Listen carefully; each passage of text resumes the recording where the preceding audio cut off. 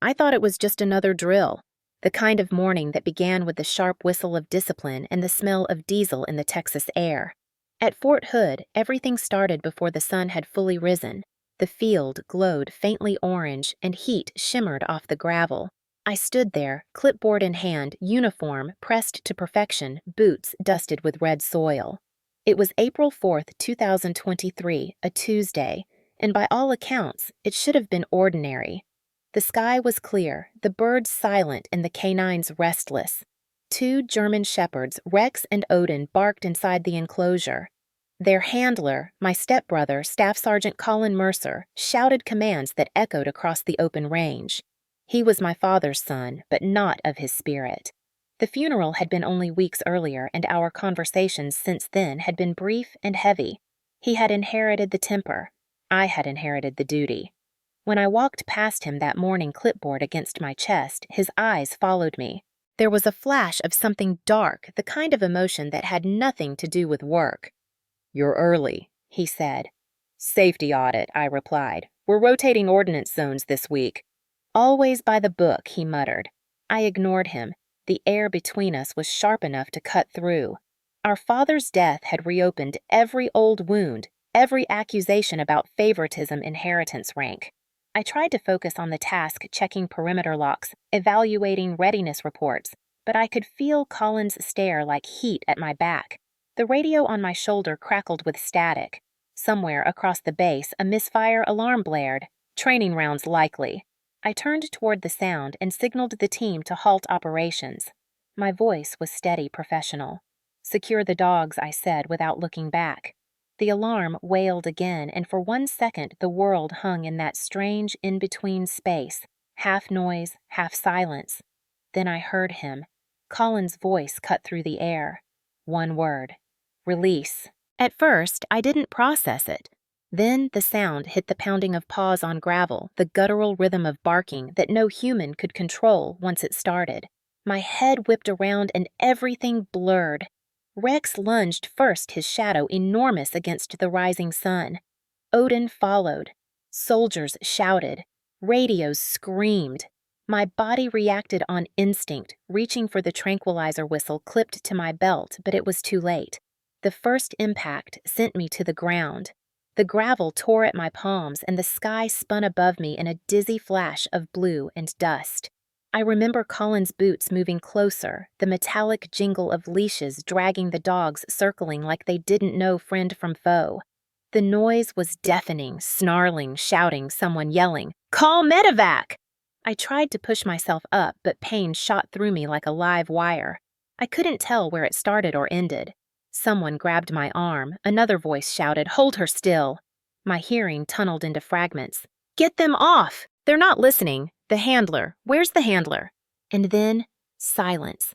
The kind of silence that rings. I saw Colin's face once more before everything faded. Calm. Too calm. He raised his hands and shouted something I could barely hear, something about leashes slipping about an accident. The last thing I saw was sunlight glinting off the metal tags of his uniform, and the last thing I felt was a strange warmth spreading down my leg before the world went dark. They say your life flashes before your eyes when you're dying, but that wasn't true. What I saw wasn't my life. It was his smirk at our father's funeral, his hand gripping the inheritance letter, his resentment every time someone called me Major. The past was in the dust swirling above me, and I understood it then. This wasn't a mistake. It was a release of something long caged. My vision narrowed to a single image, the blue sky breaking into white light. I heard my own breath go shallow, the taste of iron on my tongue, the ground turning cold beneath me. The sound of boots thundered, closer voices blurred, and someone yelled my name, "Evelyn!" The edges of everything softened, like the world itself was folding inward. I remember thinking I'd file the report tomorrow, that I'd make sense of it later, that it couldn't end like this. But the truth was simple and cruel. It did. The last thing I remember was the taste of blood and the sound of my own unit screaming my name. What would you have done if your own brother turned his weapon or his dogs against you? Tell me below and drop your state. January 2023, Fort Hood, Texas. The year had started with a thin layer of frost on the metal railings outside the barracks and a kind of quiet I'd never trusted, the kind that comes before noise. My mornings followed a rhythm that never changed. The alarm at Yo 500, the hiss of the shower pipes, the bitter smell of overbrewed coffee from the mess hall. I was Major Evelyn Pratt Ordnance Officer, and most days my world was paperwork, safety briefings, and logistics meetings that felt longer than deployments. But I liked order. Order meant no one got hurt. The base was a living machine, hundreds of moving parts that had to work in perfect synchronization. I spent my days inspecting ammunition depots, reviewing maintenance logs, and making sure every report carried my signature before it reached command. Some officers complained about the monotony, but I preferred monotony to chaos. Chaos had a way of killing people. That winter, I started to sense something different in the air, a restlessness that went beyond the usual tension of military life. It wasn't the soldiers or the workload, it was Colin. My stepbrother had transferred to Fort Hood 2 years earlier after a disciplinary mark for unprofessional conduct at his previous station. Our father, Colonel James Pratt, had pulled strings to keep his career alive. After Dad passed in February, Colin lost that protection, and I became the closest thing to authority in his orbit. He didn't like that. I could see it in the way he avoided saluting me until the last possible second, or how he called me sir instead of ma'am, a small act of rebellion disguised as humor. He joined the Army 4 years after I graduated from West Point, insisting he'd earn his own stripes. He stayed enlisted, never commissioned, and every time he saw my silver oak leaf, his smile tightened. Dad used to say, "You both serve differently, but with the same heart." Maybe that was true once, not anymore. The day after Dad's funeral, I stood in my quarters, surrounded by folded flags and sympathy letters, staring at his photo on the desk. The house felt too quiet. My phone rang. Mom's voice came through soft but heavy, like she'd been crying all morning. "He's still your brother Evelyn." "Stepbrother," I corrected. "Don't do that," she sighed. James loved him like his own. I bit back the words, waiting to escape. The man she was defending had been drunk at the memorial, arriving late, slurring through his eulogy. Instead, I said, "Mom, I'm not here to argue." "He's struggling," she continued. "Losing your father hit him harder than you think. Try to understand." I closed my eyes, pressing my thumb against the edge of the desk. "Understanding doesn't excuse behavior," I said quietly. "He'll learn. You always were the strict one," she murmured, half sad, half accusing. The conversation ended with her usual line, "Family should stick together." When the call disconnected, I stared at the screen until it dimmed. That sentence echoed in my head long after "family should stick together." But at what cost I had spent my life serving a code that valued integrity above everything else. Colin lived by another loyalty above truth. Somewhere between those two ideas, a war was already forming, one neither of us had the courage to name yet. The day outside was bright and windless flags snapping crisply against the sky. I watched soldiers training on the field, their movements sharp, unified. I envied that clarity, that trust. Inside our family, there was none. Fort Hood lived by its own rhythm, the clang of gates, the thud of boots, the distant hum of helicopters tracing the horizon. By late January, the mornings had warmed, but something colder lingered beneath the surface.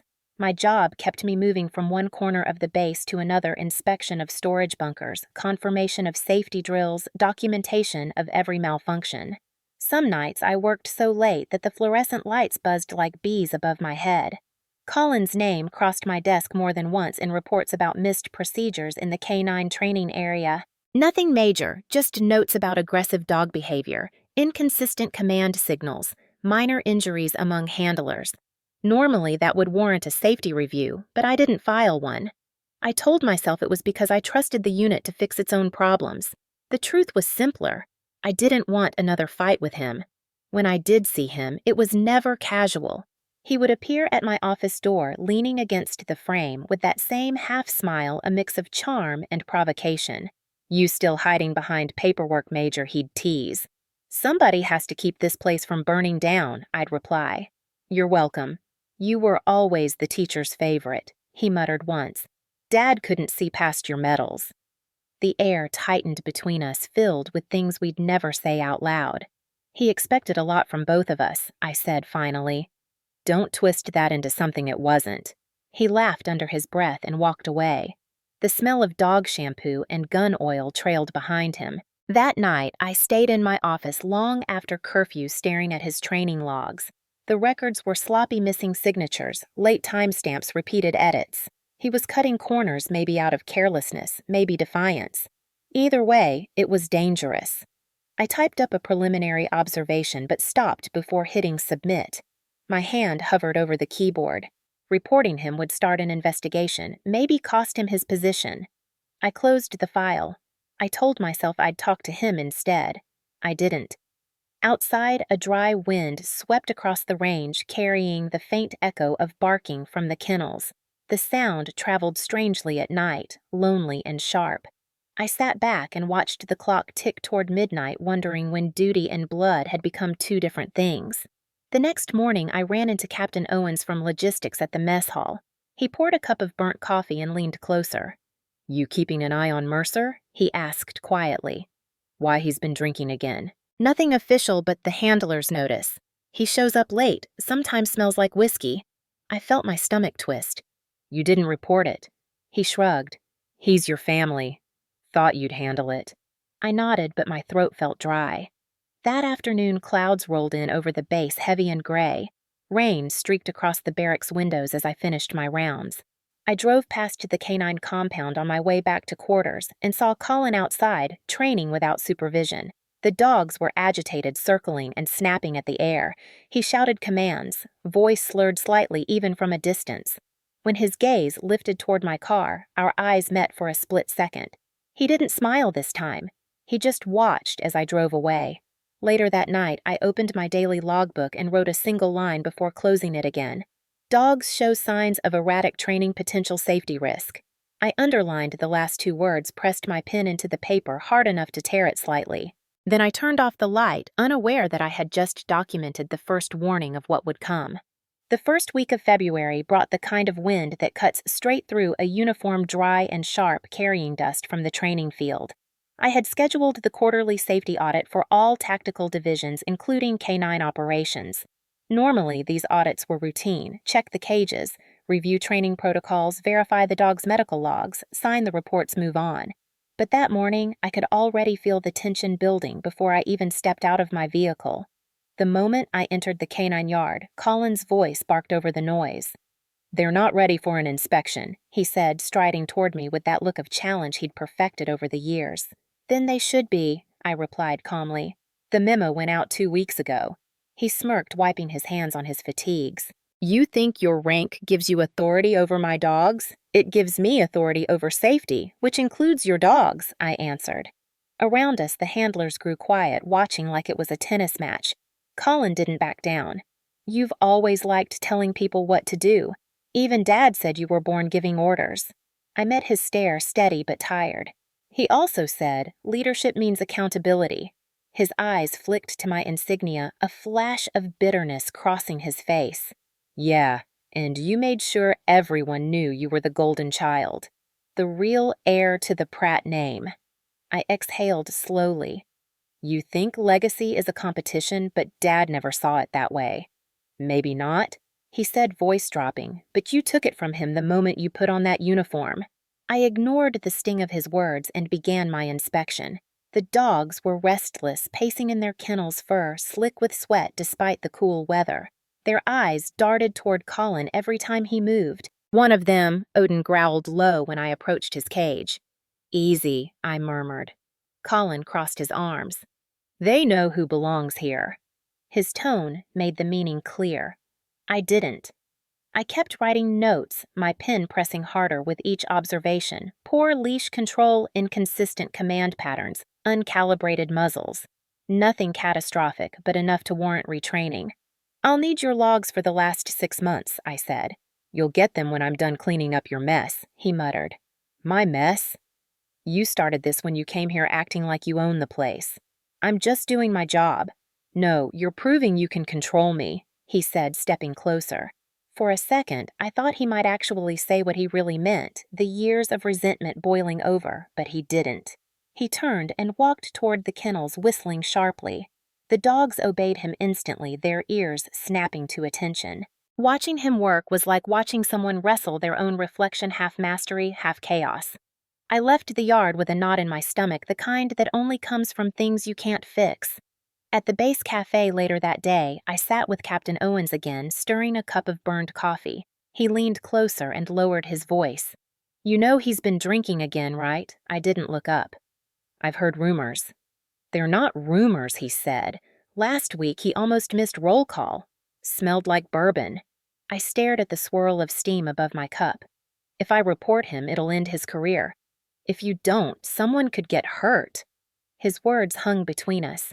Outside, a helicopter passed overhead, its shadow sliding across the cafe windows like a slow-moving storm cloud. I finished my coffee in silence, already knowing I wouldn't make the report, not yet. That evening, the sky over Fort Hood turned the color of tarnished steel. The air pressed heavy with humidity, the kind that made the wind feel electric. Thunder rolled somewhere far off, low and distant like a warning. I drove across the base after hours, headlights cutting through sheets of drizzle. Most of the compound was quiet by then, lights-dimmed training fields empty. But as I passed, the K9 kennels movement caught my eye. Colin was still there. The floodlights glared down on him as he paced the training field with two dogs leashed tight. His posture was tense, almost manic, and even from the road I could see the way he jerked the leashes when they hesitated.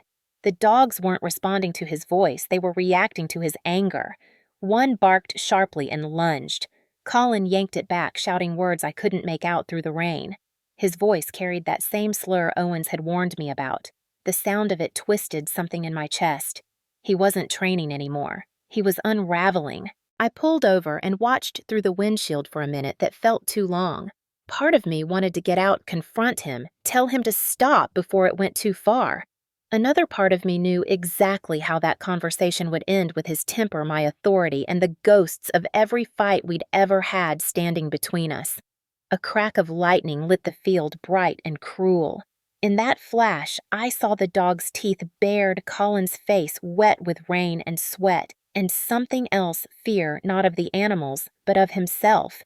He had lost control, and the animals knew it. The storm broke open. I drove away, the wipers barely keeping up. My reflection stared back from the glass-tired eyes under the dim dashboard glow. The road curved toward the barracks puddles, reflecting streaks of light like shattered mirrors. I thought about Dad again, his steady hand, his patience, his constant reminder that leadership meant restraint. Colin had never learned that. Somewhere along the way, competition became obsession, and I had let it grow by staying silent. When I reached my quarters, I hung my uniform jacket by the door and stood for a long time, listening to the rain drumming against the window. The clock ticked past midnight. I sat down at my desk, opened the logbook I kept for inspections, and turned to a fresh page. My pen hovered above the paper before I started to write. K9 Division audit complete. Handlers competent. Equipment aging. Dogs show signs of erratic training, potential safety risk. I stopped there staring at the words until the ink began to dry. It wasn't a full report. It wasn't enough. But it was something. Maybe a record of conscience more than procedure. I closed the log and leaned back, the chair creaking softly beneath me.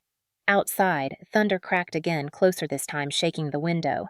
I imagined the storm rolling over the range, washing across the kennels, over the cages where those restless dogs waited for morning. The wind howled against the barracks, and I couldn't shake the feeling that it was carrying a message, something primal and inevitable.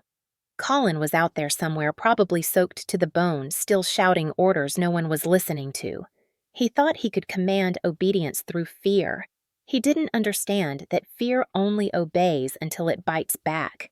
I turned off the lamp, leaving the room in shadow. The storm raged on outside, the air, thick with the scent of rain and iron. I knew something was coming. I just didn't know how close it already was. The morning of April 4th began with sunlight slicing through the blinds of my quarters, sharp and too bright for the hour. The clock read 06:10. I had barely slept. The storm had passed in the night, leaving behind the thick smell of wet dust that clung to the base.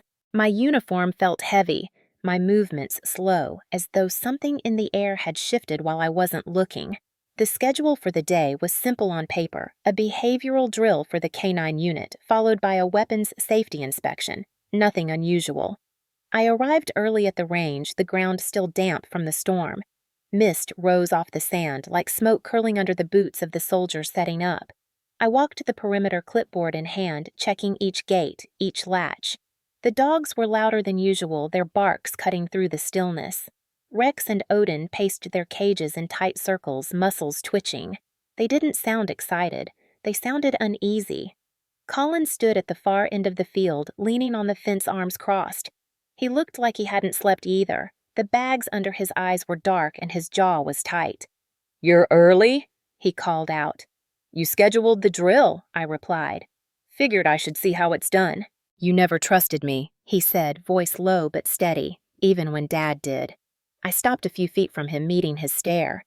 "Trust isn't given, Colin. It's earned." He smiled without humor. "That's your problem, Evelyn. You think this uniform makes you better. All that rank and paperwork, none of it means anything if you don't understand people." I ignored the jab. "Where's your safety officer?" "Sick," he said quickly. "I've got it covered." My stomach tightened. Every protocol required a safety officer present. But before I could question him further, a soldier's radio crackled behind me. "Testing siren range 3, stand by." The loudspeaker blared a shrill alarm that split the air. For a moment, everyone froze. I turned toward the sound, hand raised to signal a pause, but the noise kept echoing, bouncing off the walls of the training yard. "Is that coming from your sector?" I asked. Colin didn't answer. When I turned back, his eyes weren't on me. They were on the cages. The next sound I heard was the snap of latches releasing, 2 metallic clicks. Then, his voice. "Release." It was too fast, too deliberate. The dogs burst from the cages like gunfire. Rex first, Odin close behind, a blur of muscle and noise. The handlers shouted commands, but the animals didn't listen. They tore across the sand, heading straight toward me. Time fractured. Every sense sharpened and slowed at once. I dropped the clipboard and reached for the tranquilizer whistle clipped to my belt. My fingers fumbled. The air filled with shouting boots, pounding radios, squawking. "Stop them!" someone yelled. "Get them under control!" The ground vibrated beneath me as the first dog lunged. I turned sideways, but its momentum clipped my thigh, spinning me down. My hands hit the ground, gravel biting into my palms. The second impact came before I could recover, heavier, stronger. The sound wasn't pain at first. It was a shockwave, the kind that erases thought. I heard fabric tear boots scuffing the thud of another body trying to pull the animal away. I saw flashes of uniforms, heard commands shouted through static. "Hold her still! Secure the dogs! Get a medic!" Colin's voice cut through the chaos, high and panicked. They slipped the leash. He ran toward us, arms waving, yelling orders no one could follow. The soldiers wrestled with the dogs, trying to drag them back toward the cages. I tried to push myself up, but the world tilted. My breath came in short gasps, every inhale sharp and hot. Somewhere nearby, a tranquilizer gun discharged with a dull thump, followed by the heavy slump of bodies hitting sand. The barking stopped. The silence that followed was worse. My hearing throbbed with the echo of my own heartbeat. Dust floated through the sunlight like snow. Someone knelt beside me, pressing down on my leg, shouting for pressure bandages. I couldn't make out the words, only the urgency. Colin hovered behind them, his face, pale eyes wide. For a second, I thought I saw something flicker there, not shock, not concern, but calculation. It disappeared as quickly as it came. "They slipped," he repeated louder this time, turning toward the others. "You saw it." The latches failed. No one answered. They were too busy working, shouting for stretchers, checking vitals. The air smelled of gun oil and sand and something metallic that made my stomach twist. I tried to speak, but the words wouldn't form. The edges of my vision went gray. A soldier leaned over me, radio pressed to his mouth, calling for medevac. I wanted to ask about the dogs to demand the training records to make sense of what had just happened, but my body was too heavy, my thoughts too slow. Colin crouched beside me, whispering something I couldn't fully hear. It sounded like I told you to stay away. His breath smelled faintly of alcohol. The last thing I saw before everything blurred was his hand on the radio, waving it toward the medic, shouting for help. But the expression on his face didn't match his voice. It was too calm, too rehearsed.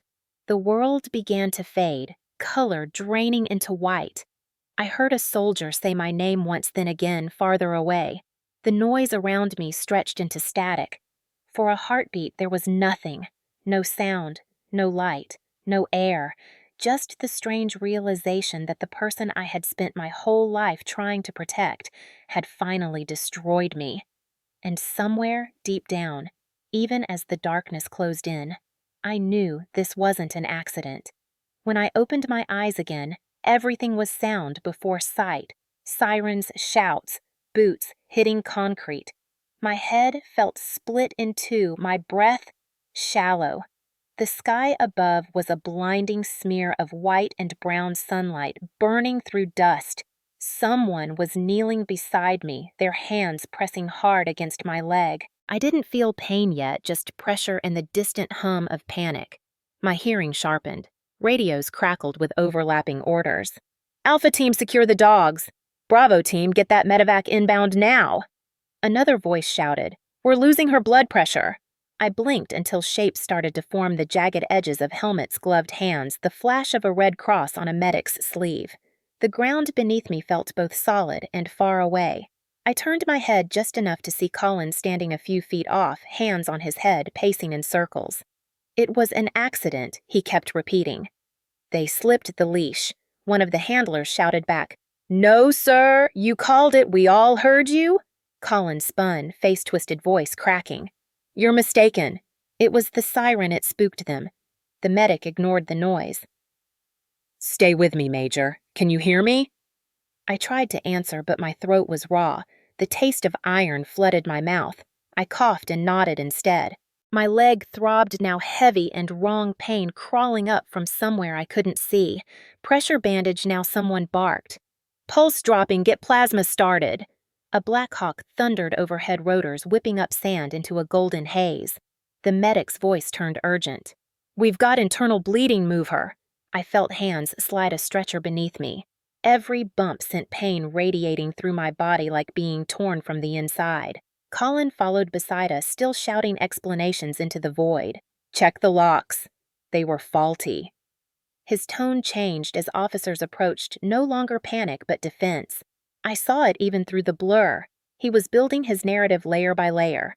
The moment we reached the medevac pad, I caught sight of Captain Owens sprinting toward us. His face was pale disbelief carved into it. What the hell happened? He yelled. Colin turned to him before I could. Equipment malfunction. The latches failed. Total accident. Owens stared at me, then at Colin, then back at the handlers whose faces told a different story. The medic pushed past them. We need her on board now. The helicopter doors slammed shut, drowning everything else out. Inside, the world became noise and wind. A medic strapped an oxygen mask over my face. Stay awake, Major, he said. I wanted to tell him it wasn't an accident that Colin's voice saying release still echoed in my head, but my mouth wouldn't cooperate. The edges of the world blurred again as the aircraft lifted, shaking violently in the wind. Through the window, Fort Hood shrank into a scattering of shapes, a patchwork of sand and asphalt that felt both familiar and foreign now. My mind clung to fragments, the barking, the whistle. Colin's smirk at the funeral, Mom's voice saying, he's family. Somewhere in that mess of sound and light, I felt the first sting of grief for something I hadn't even lost yet. When the chopper landed, medics rushed me through the sterile brightness of Darnall Army Medical Center. The fluorescent lights flickered above as doors slammed open ahead of the gurney. Doctors shouted numbers, hands pressed on my chest, a mask forced air into my lungs. For a moment, I saw a reflection in the overhead glass, my own face pale, streaked with sand and blood. The noise faded to a rhythmic beeping. My body felt distant, like I'd already left it behind. Someone said, "We're losing the left leg." Another answered prep for surgery now. Then the world went dark again. It could have been minutes or hours later when I woke briefly in a haze of morphine. A nurse leaned over me, eyes soft. "You're safe now, Major," she whispered. But even half-conscious, I knew that wasn't true. Safety doesn't come from walls or bandages. It comes from truth, and truth was already slipping away, rewritten by someone who had spent his whole life turning lies into strategy. Before the anesthesia dragged me under again, I thought I heard Colin's voice outside the door, calm and rehearsed. "Yes, sir, it was a training accident." She stepped too close. That was when the last thread of faith I had in family snapped quietly like a leash pulled too tight. When I woke again, the room was still machines humming. I tried to move but couldn't. I looked down and saw the blanket folded neatly where my left leg should have been. A hollow space where certainty used to live. The ceiling light flickered once, then steadied. I closed my eyes, the echo of that command still ringing in the back of my mind. Release. It wasn't a word anymore. It was a verdict. The world narrowed to pain dust and the smell of iron. If someone you trusted once betrayed you in uniform, what would justice mean to you? Drop one word below. 9 days passed before I truly woke. At first, the world existed only as fragments, voices echoing from far away, the soft rhythm of a machine breathing for me, the faint sting of antiseptic drifting in the air. When my eyes opened, everything was white. The ceiling lights hummed quietly and the room felt too still, too perfect, as if silence itself had been sterilized. The monitor beside my bed beeped in steady intervals, a reminder that I was still alive. For a long time, I didn't know where I was. My mind tried to fill in blanks it couldn't reach. The last thing I remembered was the sand, the dogs, the shouting. I blinked until the blur cleared. The nameplate on the wall read, Darnall Army Medical Center. I was back at Fort Hood, but the world around me had changed. The first person I saw was a woman in uniform, her hair tied back neatly, her voice soft but firm. "Welcome back, Major Pratt. I'm Lieutenant Karen Nguyen. You're safe here." Her tone was calm, practiced, the kind you use with someone who's seen too much. "You've been out for 9 days. You're stable now." I tried to speak, but my throat burned. She handed me a small cup of water, steadying my hand as if I were made of glass. The movement felt wrong, like my balance was off.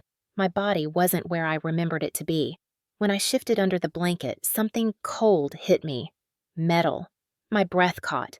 I pulled the sheet back before she could stop me. What I saw didn't make sense at first.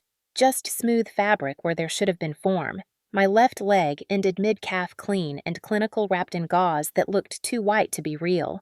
My stomach turned. Kara's expression softened. "You made it through surgery," she said quietly. "There were complications. The damage was severe. I couldn't look away." My hands trembled against the blanket. "You mean, it's gone?" She nodded once. "Below the knee." The words felt like they were coming from somewhere far away, too calm to belong to this room. I wanted to ask 100 questions, but none of them could push past the lump in my throat. The clock on the wall ticked louder with every second mocking the quiet. I closed my eyes and saw the field again, the blur of movement, Colin's voice shouting the siren screaming through the air. The sound replayed in my head, sharp as shrapnel. "What happened?" I whispered. Kara hesitated. "There's an official report." "I don't want the report," I said. "I want the truth." She hesitated, then said, "They're calling it an accident, equipment malfunction." "Leashes failed." My breath shook. "That's not true." She said nothing, just checked my IV line and adjusted the monitor.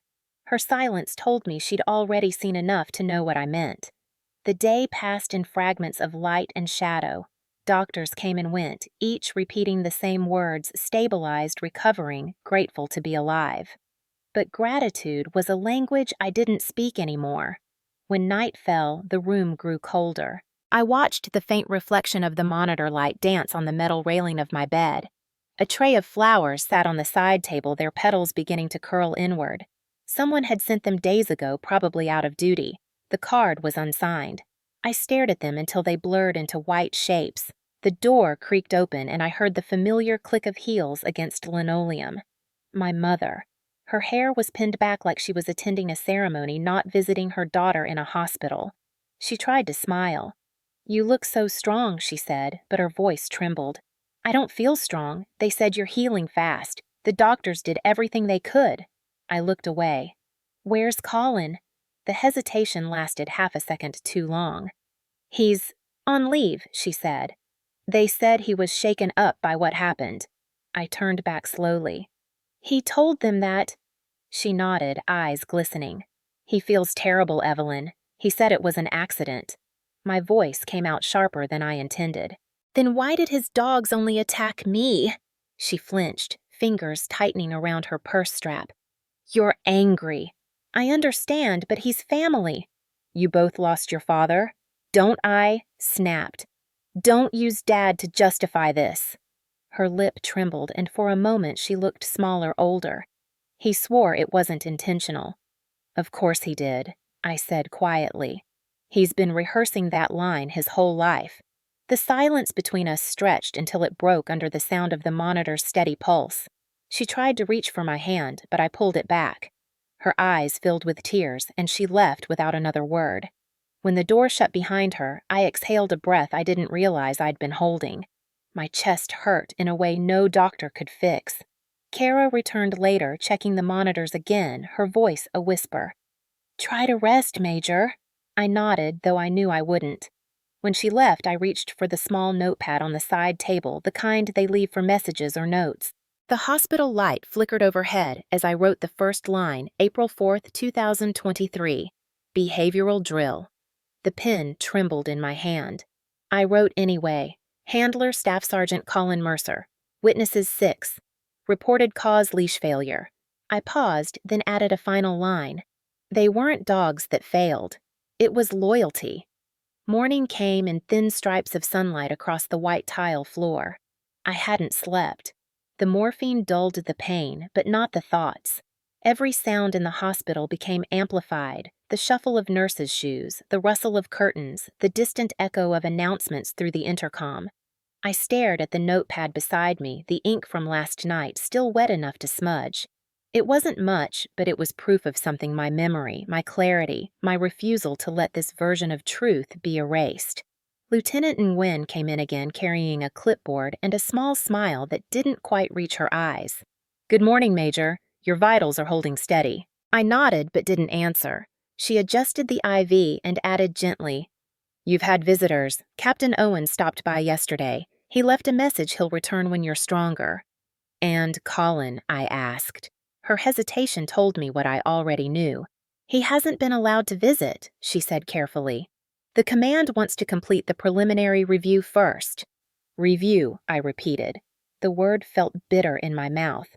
"That's what we call it when we don't want to say investigation." She didn't deny it. "I can ask the doctor to brief you if you're ready." Ready stopped being an option a long time ago, I murmured. When Dr. Hensley came in, his white coat was too clean for the weight of the things he carried. He was a kind man, the type who spoke like every word needed permission. "Major Pratt." He began, "First, your surgery was successful. Your recovery will take time, but you're showing remarkable stability." I waited for the part that mattered. He flipped through the chart, avoiding my eyes. "There's a board of inquiry reviewing the incident. The handler, your stepbrother, filed his report." I swallowed hard. "And he claimed the siren caused panic. He states the dog slipped restraint due to equipment failure." My jaw tightened. "Multiple witnesses saw him give the release command." "That's what we're hearing." "Yes," he said softly, "but the footage from the range is missing a crucial 30 seconds. The system glitched during the alarm. My hands curled into fists under the blanket. A glitch conveniently when I was being attacked. "The CID will verify that," he assured. "For now, focus on recovery." I stared past him at the sunlight crawling across the wall. "I didn't survive this to rest, Doctor. I survived because I'm supposed to remember." After he left, I asked Kara for a notebook, something better than the hospital pad. She brought me a small brown one, simple but sturdy. "You're really going to document it all?" she asked. "Every minute I can recall," I said. "Dates, times, behaviors, inconsistencies. You sure you want to relive it?" "I already do," I answered. That night, I began to write. The pen became my weapon, the notebook my field report. I started with the day before the attack. Colin's expression during the audit, the missing safety officer, the storm. I recorded each detail, no matter how small. How his uniform smelled faintly of bourbon. How Odin's eyes darted between us unsettled. How the locks had clicked open not on accident, but on command. Writing was painful but purifying. It gave shape to what they wanted blurred. Days blurred into each other. Physical therapy began a blur of cold metal and determination. Every time I tried to balance on the new prosthetic, it felt like learning gravity all over again. Kara was there through every fall, every grimace. One step at a time, she'd say, "You don't need both legs to stand tall." "Maybe not," I'd reply, "but you need both to run toward justice." She smiled faintly. "Then we'll make sure you walk steady first." By the end of the week, I could stand for 10 minutes unaided. Each second upright felt like reclaiming something that had been stolen. The scar ached in the cold, a reminder carved into me that truth always costs something. The hospital room started to feel less like confinement and more like preparation. On the 9th night, I woke to the sound of muffled voices outside the door. Through the small gap, I recognized one of them. Colin's tone hushed but urgent. "I just want to see her," he said. The officer standing guard replied, "Not without authorization. I'm her brother." Colin insisted. "She deserves to hear it from me." My pulse quickened. Kara appeared moments later, her eyes serious. "He's not allowed in," she whispered. "Do you want me to have him removed from the floor?" "No," I said after a pause. "Let him stand out there. Let him feel what it's like to be kept on the other side of truth." The next morning, Colonel Reeves from the base command visited. His presence filled the room like authority itself. "Major Pratt," he said with a respectful nod, "we're reviewing all evidence. I can't promise outcomes yet, but I can promise procedure." "Procedure didn't save my leg," I replied. "Procedure won't find integrity either unless you look where it hurts." He studied me for a long moment. "You sound like your father." That almost broke me. The weight of the name Pratt had always been armor and anchor both. "My father believed in justice," I said quietly. "I'm not sure this system still does."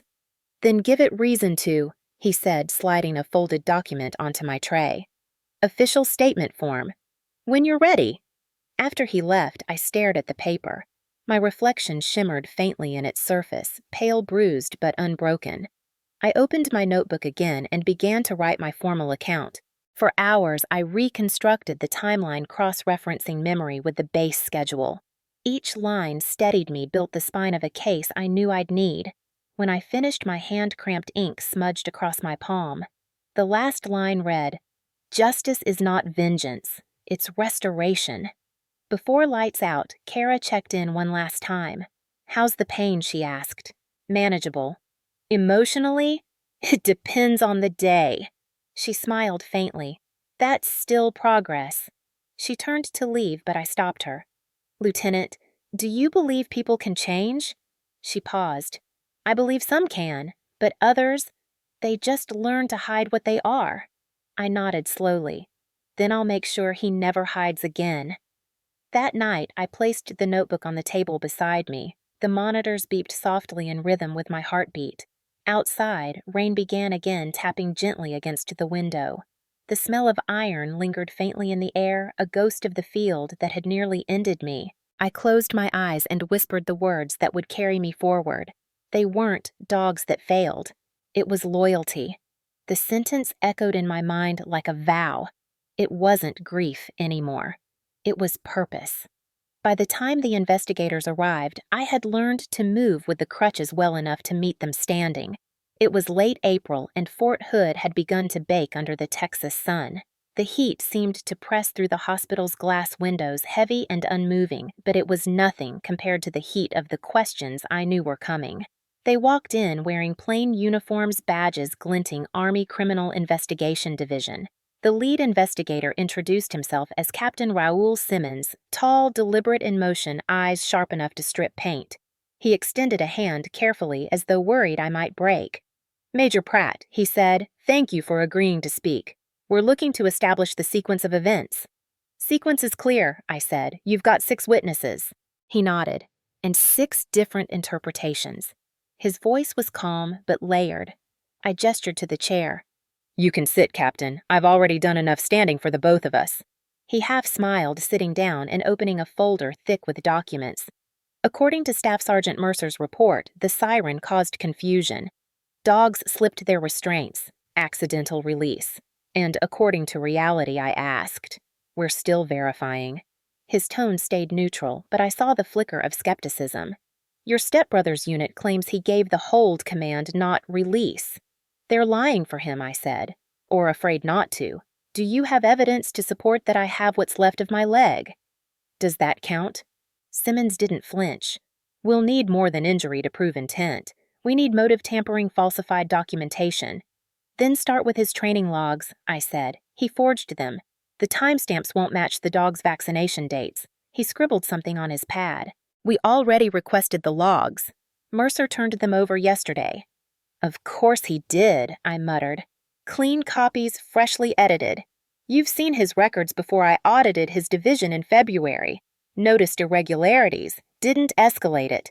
Mistake I won't make again.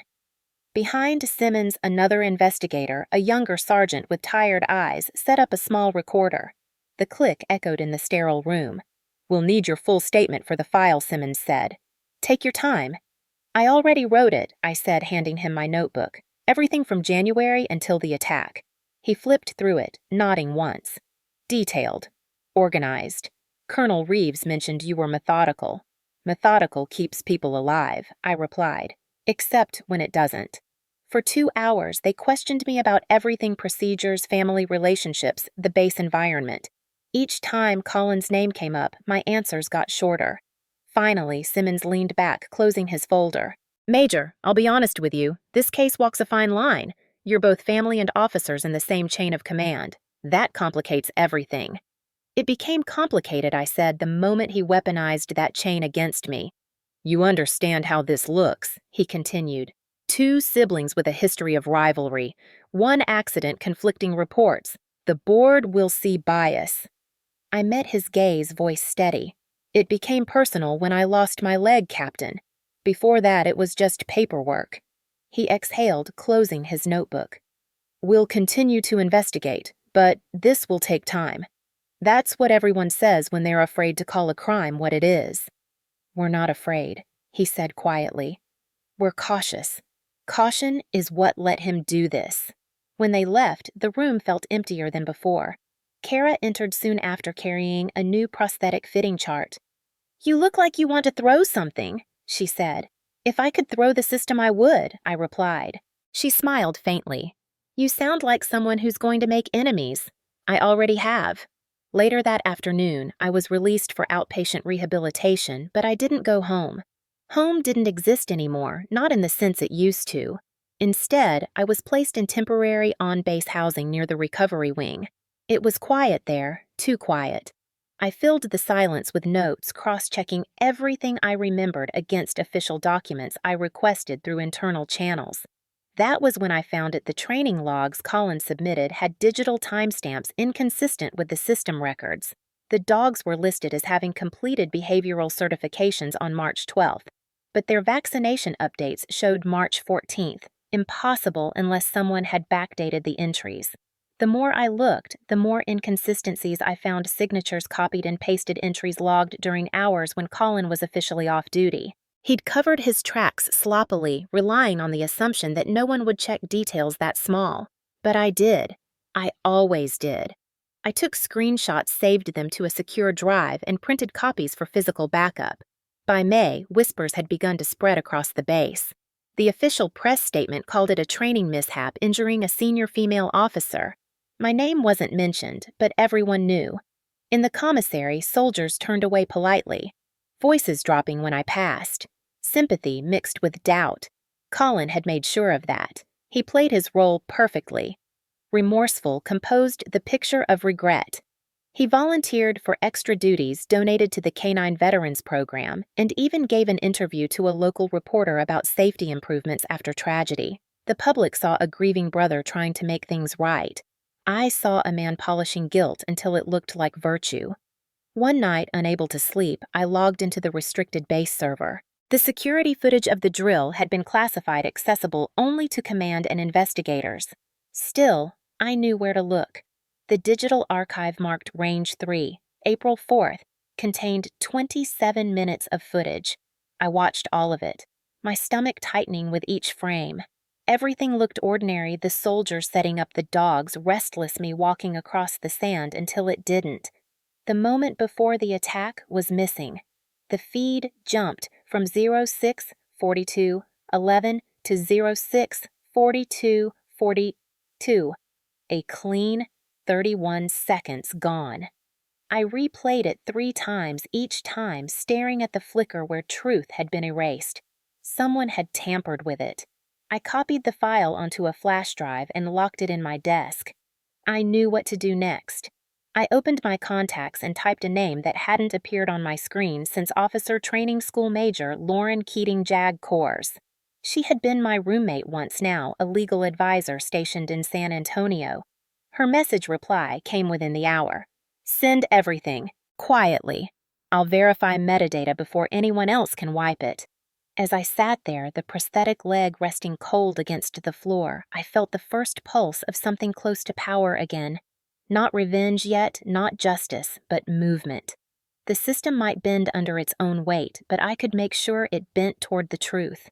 Days turned into weeks, and the investigation dragged like a storm front that refused to pass. Captain Simmons returned often, each time with more questions and fewer answers. Bureaucracy had its own gravity, slow and suffocating. I had always believed in the Army's systems, in the notion that procedure and integrity eventually aligned, but living inside that machine as both victim and officer felt like being chewed by gears you used to oil. Every time I gave them evidence, they filed it under review. Every time I pointed at Colin's inconsistencies, they called it family complication. When I asked for access to the raw surveillance server, Simmons said, "That's above my clearance." When I demanded the name of the IT officer who handled the footage, he said, "That's not relevant to your recovery."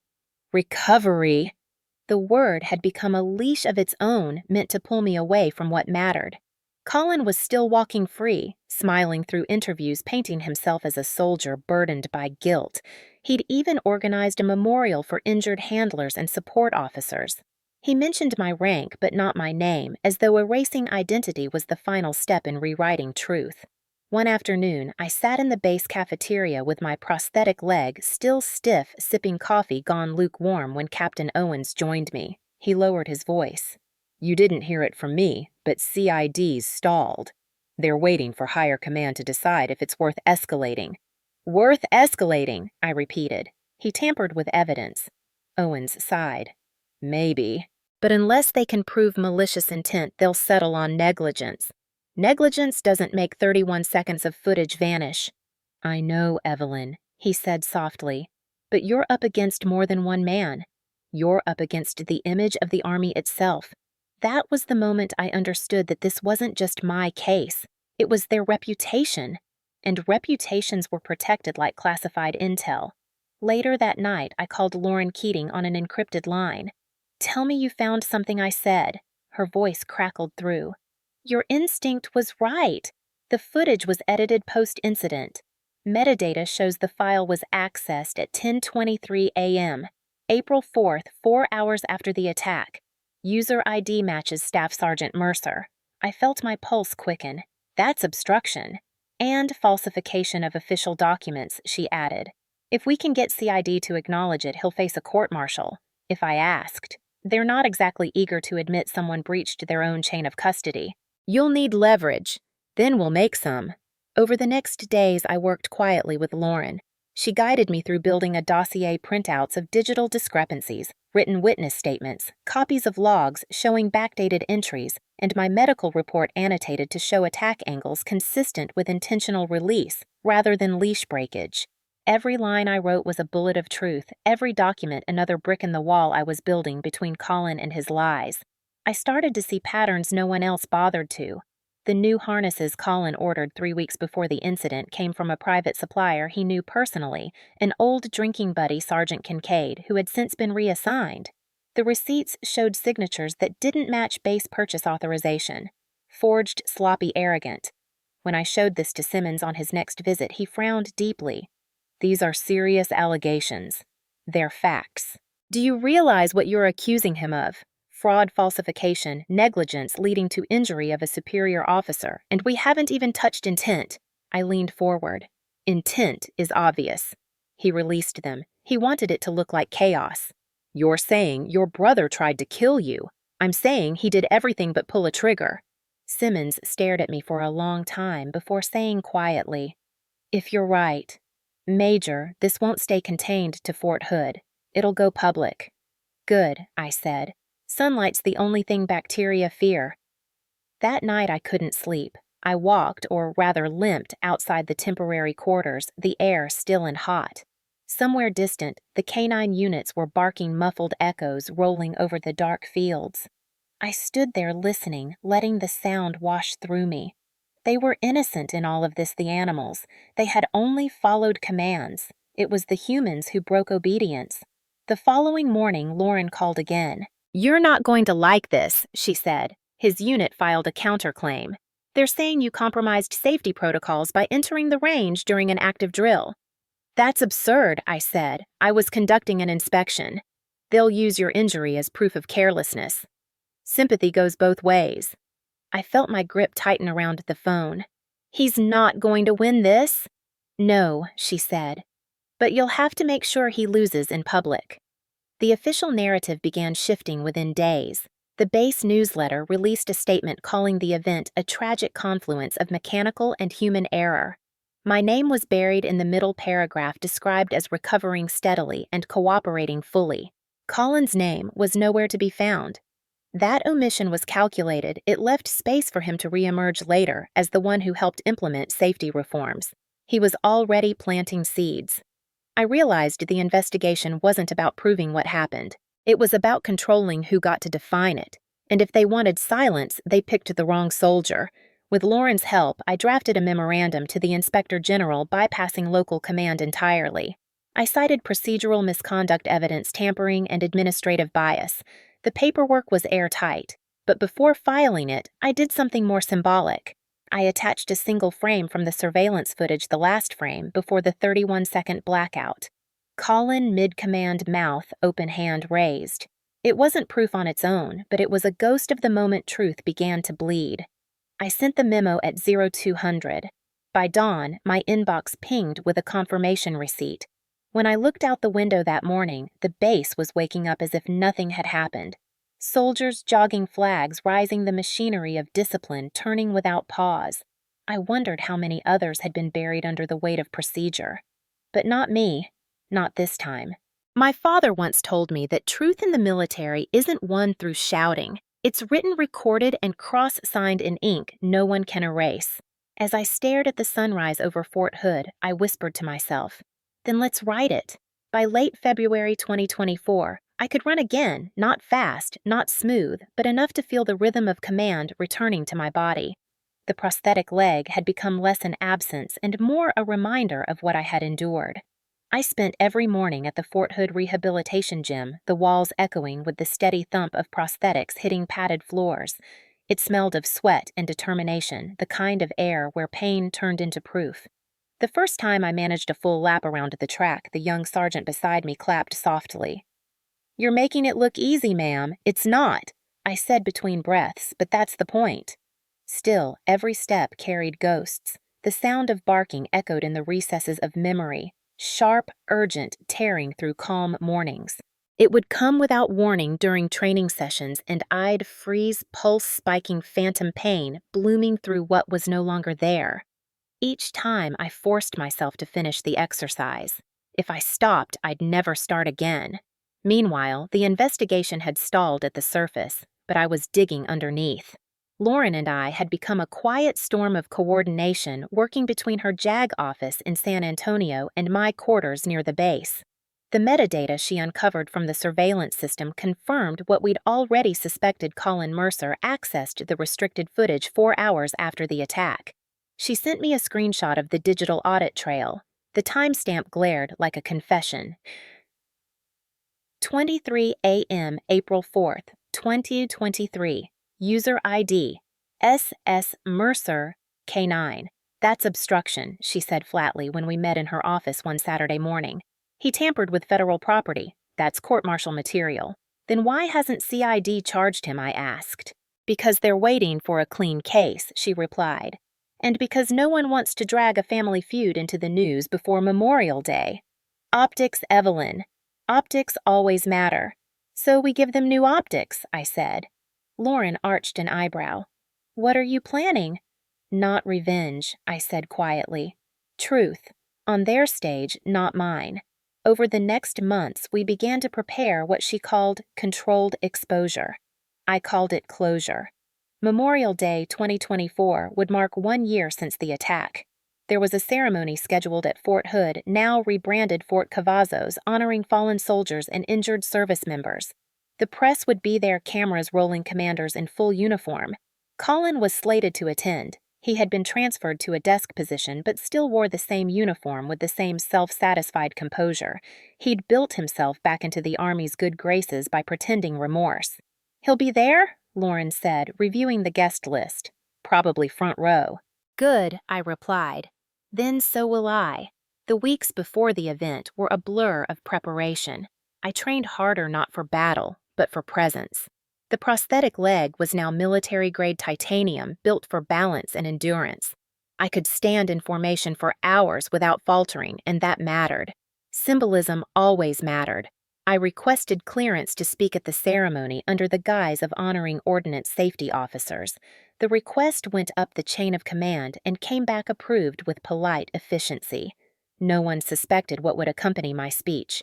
Lauren had managed to recover a 15-second fragment of the deleted footage the few frames before the blackout began. It wasn't complete, but it was enough. Colin stood clearly in view, raising his arm, lips forming the unmistakable shape of the word release. The dogs surged forward. Then the footage cut to static. That was all we needed. Proof didn't need to shout. It just needed to exist. Lauren hesitated as she handed me the encrypted drive. Are you sure about this? Completely, I said. This isn't revenge, Lauren. This is evidence in sunlight. Then make it clean, she said. Don't let anger steal your professionalism. Anger's not the driver anymore, I said. It's gravity. The night before Memorial Day, I barely slept. I laid out my uniform on the chair, pressed polished precise. The prosthetic leg gleamed under the lamp. I looked at the mirror at the woman reflected back 39. Now the lines deeper around her eyes, but something steadier behind them. You walk tomorrow, I whispered to myself, and you finish what he started. At dawn, I drove to the base alone. The morning air was crisp flags lining the main avenue, the brass band warming up near the parade ground. Soldiers in formal blues moved like synchronized memory, everything rehearsed to perfection, but no one rehearsed for truth. Lauren was already there in civilian attire, seated near the press section. She gave me a brief nod. The colonel in charge of ceremonies introduced me midway through the program. Major Evelyn Pratt, he said, whose resilience stands as a testament to the courage of our service members, will now share a few words on integrity and honor. Applause rose politely. I took the stage slowly, each step deliberate, the faint metallic tap of the prosthetic leg echoing through the microphone. Thank you, Colonel Reeves, I began. It's been 1 year since the morning that changed my life, and I hope changed this base for the better. I stand here today not just as an officer, but as someone who learned that service isn't defined by rank or medals. It's defined by integrity. Cameras clicked softly. The audience was attentive, expectant, but unaware. My hands were steady on the podium. Integrity, I continued, means telling the truth even when it's inconvenient, especially when it's inconvenient. We owe that to those who can no longer stand among us. My gaze drifted toward Colin in the front row, immaculate in uniform eyes, carefully blank. Today, I want to honor not only the fallen, but also the living who kept faith with the truth when it was hardest to do so. I reached into the pocket of my jacket and pressed the small remote in my palm. The screen behind me flickered to life. Gasps rippled through the crowd as the projection showed a fragment of surveillance footage, a training field, sand, and soldiers. Then a figure, Colin Mercer, lifted his arm. lips moving clearly in one word. Release. Static. The silence that followed was deafening. Then came the murmurs, the shifting of chairs, the sound of flash shutters erupting. Colin froze, eyes wide, color draining from his face. The colonel at the edge of the stage whispered urgently to an aide. Reporters leaned forward, cameras recording every flicker of expression. I turned back to the microphone. "That's what integrity looks like when it breaks," I said calmly. "When duty becomes ego and loyalty becomes a weapon." For the first time since the attack, I felt weight leave my chest. Military police stepped toward Colin, murmuring quietly. The colonel addressed the crowd with forced composure. "Ladies and gentlemen, please remain seated while we address a procedural matter." The MPs escorted Colin to the side gate as confusion rippled through the formation. Lauren met my eyes from the crowd. Her look was half shock, half pride. The press knew exactly what they had witnessed. The truth had not just been uncovered, it had been televised. The moment the screen went dark, the air seemed to stop moving. The only sound was the faint hum of the projector cooling down and the wind rustling through the flags behind the stage. Then came the collective intake of breath, the sound of truth cutting through ceremony. For one suspended heartbeat, everyone seemed frozen in disbelief. And then the whispers started. Cameras rose like an army of eyes, flashes, firing questions overlapping. Did she just show classified footage? Was that her stepbrother? Is this real? The colonel's voice tried to command order, but order had already fractured. I stayed still at the podium, my heart pounding so hard I could feel it against the prosthetic socket. Colin turned halfway toward the crowd, face-pale hands trembling at his sides. He looked smaller now, the uniform suddenly too heavy for the man inside it. The MPs led him toward the gate, but he didn't fight. He only turned once, his mouth forming my name, a plea that never reached sound. I looked straight ahead, not at him, but at the flag, and said into the microphone, "Some wounds don't bleed. They hide behind polished medals and forged reports. Today, I wanted to remind us all that the cost of silence is paid in lives and limbs." My voice was calm, but inside I was shaking with a strange mix of fury and release. When I stepped off the stage, the band had stopped playing. No one clapped. The silence wasn't rejection, it was shock that couldn't find words. Lauren was waiting by the perimeter. "You just detonated the truth in front of an entire command chain," she said quietly. "Good," I replied. "Maybe now they'll stop pretending it was just an accident." Within minutes, military police vehicles rolled up their lights, flashing without sirens. Reporters swarmed the gates as Colin was placed into the back of one, his expression somewhere between rage and disbelief. I didn't move closer. I didn't need to. The image of him behind glass was enough. For a second, his gaze found mine, and something flickered there. Not guilt, not apology, just fear of exposure. That fear was justice enough. By evening, the footage had made national news. Army Major reveals hidden video at memorial ceremony. The headlines read, "The broadcast cut between the 15-second clip and photos of me standing at the podium." Commentators speculated about military transparency, accountability, and ethics.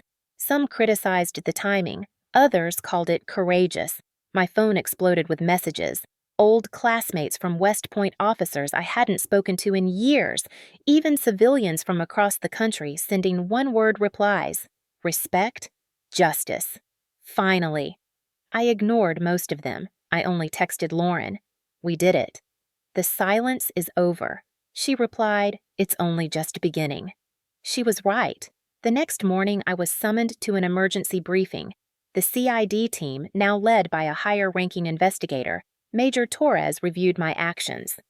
"Major Pratt releasing classified footage at a public event is a violation of protocol," he said sternly. "So is deleting it," I replied. He frowned but didn't argue. "We are opening a new inquiry into the conduct of Staff Sergeant Mercer," he said. "Pending court-martial review, he has been detained for questioning." "Not just questioning," I said firmly. "Charge him with obstruction and falsifying records." Torres exchanged a look with Simmons, who was present again this time, looking almost relieved. "The evidence you provided has already been sent to JAG. They'll handle the legal portion," Simmons said. "You should know your file just became precedent material." Good, I answered. Then maybe the next soldier who speaks up won't have to lose a limb first. That week, Fort Cavazos was a different place. Soldiers who had once looked away now saluted me with quiet acknowledgement. Even those who didn't know me seemed to carry that mix of awe and discomfort, the recognition that one of their own had challenged the institution and lived to tell it. I attended therapy sessions still, but the tone had changed. My therapist asked, "Do you feel vindicated?" I thought about it before answering. Vindicated isn't the word. The truth doesn't heal. It just stops the infection from spreading. The military justice process moved quickly once sunlight hit it. The restored footage along with metadata logs Lauren had authenticated formed the backbone of the case. Colin's digital trail was undeniable login timestamps, access to restricted drives, altered audit entries. He had tried to erase the 31 seconds that exposed him, but in doing so, left fingerprints all over the deletion. By June 2024, formal charges were filed: obstruction of justice, falsifying government records, and gross negligence resulting in injury. I didn't attend every hearing, but I read every transcript. He denied intent to harm, claiming the siren confused the dogs, claiming he panicked and accessed the footage later, only to review procedures. But the evidence spoke louder. Every lie he told bent under its own weight until the structure collapsed. When the guilty verdict came down, the courtroom was silent. The judge's words were steady, almost clinical. "Staff Sergeant Colin Mercer, you are hereby sentenced to dishonorable discharge and confinement at Fort Leavenworth." I sat 3 rows behind the prosthetic leg, crossed neatly over the other, my hands clasped. He turned once toward me as the verdict echoed through the chamber. Our eyes met for the first time since the attack. There was no hatred in me anymore, only an understanding of distance that could never be bridged. Justice wasn't triumph, it was equilibrium restored. After the trial, reporters waited outside microphones poised like weapons. One of them called out Major Pratt. "What would you say to him now that it's over?" I stopped sunlight reflecting off my insignia and said simply, "Nothing. Silence is the only language truth respects." The quote ran everywhere the next day under headlines about integrity and accountability. The Army released an official statement announcing procedural reforms in K9 training safety. A new oversight protocol was established for all high-risk exercises co-authored by JAG and the Ordnance Office. The internal memo called it the Pratt Standard. That night, I stood alone on the base parade ground. The air smelled of rain and cut grass. I looked down at the prosthetic limb gleaming under the floodlights and thought of the day it all began: the sand, the barking, the taste of iron. The pain had long since faded, but the memory hadn't. Maybe it never would, but for the first time I didn't mind. I pulled out my notebook, the same one from the hospital pages, worn ink-faded. On the last page, I wrote, "Truth has a long fuse, but it always finds its spark." I closed it and whispered to the empty field justice delivered. When I walked back toward my quarters, the wind carried faint applause from the far side of the base. Soldiers were still rehearsing for the next ceremony, flags catching the light footsteps in rhythm. Life went on, disciplined and unbroken. My story had become one of many, just another line in the ledger of service and sacrifice. But somewhere deep down, I knew it had done what it needed to. It reminded people that loyalty isn't about obedience, it's about courage when silence is easier. As I reached the gate, my phone buzzed. It was Lauren. The footage went viral, comments pouring in, people saying justice from every state. I smiled faintly, typing back, "Tell them the truth travels farther than any command ever could." Then I locked the phone, took a slow breath, and looked out toward the horizon where dawn was already breaking. The summer of 2024 stretched out over Fort Cavazos like an unforgiving sun, oppressive and relentless. The military courtroom was cold by comparison, the air thick with tension. The walls seemed to close in with every passing minute, the wooden benches packed with uniformed soldiers, officers, and a scattering of reporters from across the country. The trial of Staff Sergeant Colin Mercer, now facing charges of obstruction, falsification of records, and negligence, had drawn a full house. He sat across from me in the dock, looking almost nothing like the man I had once called family. His face was hollow, his eyes glassy, but there was still that cold arrogance in the way he held himself, as if he believed he could control the outcome of this too. His defense attorney, a sharp-looking officer with a cold smile, flipped through a set of notes, readying his arguments. He had already tried to discredit the footage, the witnesses, even my testimony. The press was eating it up, and the public's attention was like a slow-moving storm cloud gathering above the base. The first few hours were a blur of legal jargon, CID reports, and witness testimony. Each piece of evidence, each document laid out the systematic failure Colin had orchestrated. Yet his lawyer persisted in pushing the narrative of an accident. Ladies and gentlemen of the court, my client is a good man, a soldier who has served with distinction.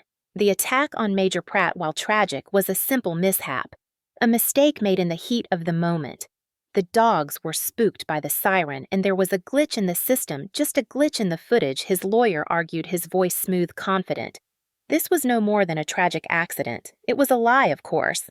But I wasn't surprised. They had no other defense. I had prepared for this moment, the cross-examination. My hand gripped the edge of the witness stand, the metal cold beneath my fingertips.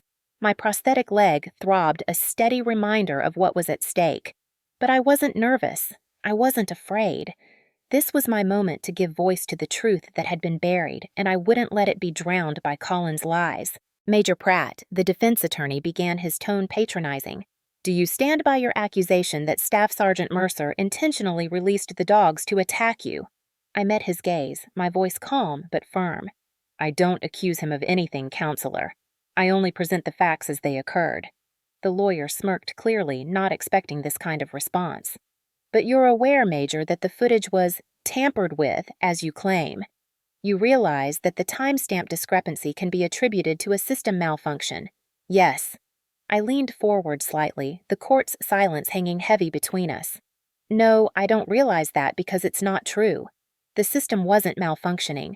It was accessed deliberately 4 hours after the incident by the same person who called the dogs. I handed over a copy of the logs, my handwritten notes visible at the top of the stack. I don't need to be an expert in tech to know that's not a glitch. That's deliberate tampering. The defense attorney faltered for a moment before recovering, but I could see the flicker of doubt in his eyes. The footage is incomplete, Major. Surely you can't base an entire case on 30 seconds of video. I smiled coldly. I don't need 30 seconds. I need the truth. And the truth is that Colin Mercer called release on my life. His dogs followed his command and they attacked me. If that's not negligence, I don't know what is. There was a brief silence in the courtroom as my words settled into the room, and I saw the glances exchanged between officers, some of them visibly disturbed by the implications of what I had just said. The defense attorney, clearly rattled, tried to steer the conversation elsewhere, but the damage was done. The seed of doubt had been planted, and the court could no longer ignore the evidence. Later, when the defense finally rested their case, I took a deep breath and left the witness stand. The air felt thick with anticipation as the military judge, a stern officer with sharp features, prepared to deliver the verdict. My heart was pounding, but it wasn't fear that made it race. It was anticipation, the kind of anticipation you feel when you know you've given everything to the truth, and now it's up to the world to decide. The verdict came in as we all waited the courtroom silent, except for the shuffle of papers and the occasional clearing of throats. Staff Sergeant Colin Mercer, the judge, began, his voice cold and precise. This court finds you guilty of gross negligence, resulting in the injury of Major Evelyn Pratt, falsifying official records, and obstruction of justice. You are hereby sentenced to dishonorable discharge from the United States Army and confinement at the United States Disciplinary Barracks at Fort Leavenworth. The room fell into stunned silence. It was over. Colin's face drained of color, his eyes flickering with a mix of disbelief and anger. He opened his mouth as if to protest, but no words came out. The judge's gavel came down with a decisive thud. I didn't feel elation. I didn't feel revenge. But I did feel something akin to relief, the kind you feel when a heavy burden is lifted not in a moment of triumph, but in the quiet of knowing that justice has been served. As the guards moved to detain Colin, a reporter approached me, microphone in hand, the camera rolling. Major Pratt, the reporter asked now that the verdict has been rendered. What would you say to Staff Sergeant Mercer? I paused, the weight of the moment settling around me. My gaze flickered to where Colin was being escorted out of the courtroom, his shoulders slumped in defeat. I took a deep breath and in the calmest voice I could muster replied, "Nothing. Silence is the only language truth respects." The courtroom erupted into chaos, reporters shouting questions, officers murmuring among themselves, and the air buzzing with the aftermath of what had just transpired. I walked out of the courtroom, my prosthetic leg clicking softly with each step. Outside, the sun blazed down on Fort Cavazos, but I felt nothing of the heat. Inside, something had changed, something that wouldn't be erased. Colin had tried to destroy me, but in the end, it was his own lies that had undone him. The next few days were a whirlwind of media attention with headlines splashed across the front pages of newspapers: Army officer exposes hidden truth, stepbrother sentenced for attack. Stories spread about the trial, the evidence and the bravery it had taken to bring the truth to light. The K9 unit previously under Colin's charge was reassigned to new handlers. A full review of training protocols was initiated across the Army to prevent future incidents. In the midst of the chaos, I received an unexpected call from Colonel Reeves. "Major Pratt," he said, his tone surprisingly warm. "I want to personally congratulate you on your promotion to Lieutenant Colonel." "Effective immediately." My breath caught for a moment as the weight of his words settled in. The recognition felt like a distant echo, and yet it was the validation I had long sought, not from my stepbrother, not from anyone else, but from the very system that had almost failed me. And yet the journey was far from over. The battle for truth had been won, but there were still battles to fight, battles of the heart, battles for personal healing. But for the first time in a long while, I felt like I was standing on solid ground. As I sat in my quarters that night, looking at the medal that had been sent to me in recognition of my integrity, I finally allowed myself to think about what was next. There was still more to rebuild, more to reclaim, but for now, I was at peace. The days following Colin's conviction were a blur of media coverage, military protocol, and quiet moments of reflection. The news spread quickly, headlines flashing across screens and papers spreading the story of how a once respected Army officer had manipulated his way into causing harm. The base, which had once been his stage, was now witnessing the end of his carefully constructed narrative. He'd lost everything, not in a sudden collapse, but in the slow burn of truth unraveling his lies. The press was relentless, asking questions, capturing photos, analyzing every detail of the trial and its aftermath. Some hailed me as a hero, others questioned the spectacle of it all. But I had already moved beyond the clamor. I was no longer part of their narrative. I had my own story now, a story of survival, of integrity, of standing for the truth, no matter the cost. I focused on the quiet victories, the small, almost invisible shifts that mattered more than public recognition. The real change, however, came in the form of internal Army reforms. The K9 unit underwent a full overhaul. New safety protocols were established for high-risk training, ensuring that no handler or officer would ever face the same dangerous oversight that I had endured. A new training program called the Pratt Standard was introduced, and it became mandatory across all Army bases. I had created it with the help of Major Lauren Keating from JAG to address the discrepancies in K9 handler training and the handling of incidents that might arise during drills. The new guidelines ensured that every K9 exercise would have double oversight, that all data regarding animals' health and safety would be reviewed by an independent body, and that no handler would ever have unchallenged control over training operations. It was my way of turning the tragedy into something constructive, something that could save others from the mistakes that had nearly destroyed me. While the Army worked to implement these changes, I received an unexpected honor. One evening, just after news had broken of the reforms being adopted Army-wide, I was notified that I had been promoted to Lieutenant Colonel.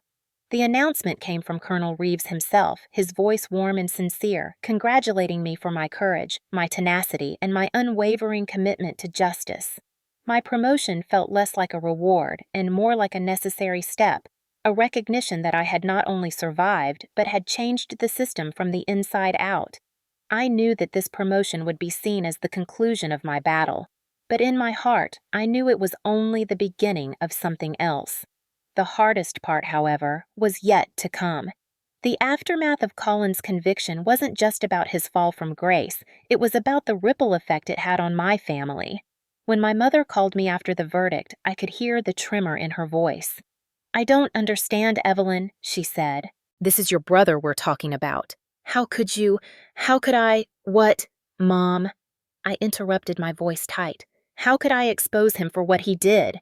How could I let him get away with destroying me and thinking he could walk away unscathed?" She went silent on the other end of the line. I could hear her breathing, the soft shuffle of paper.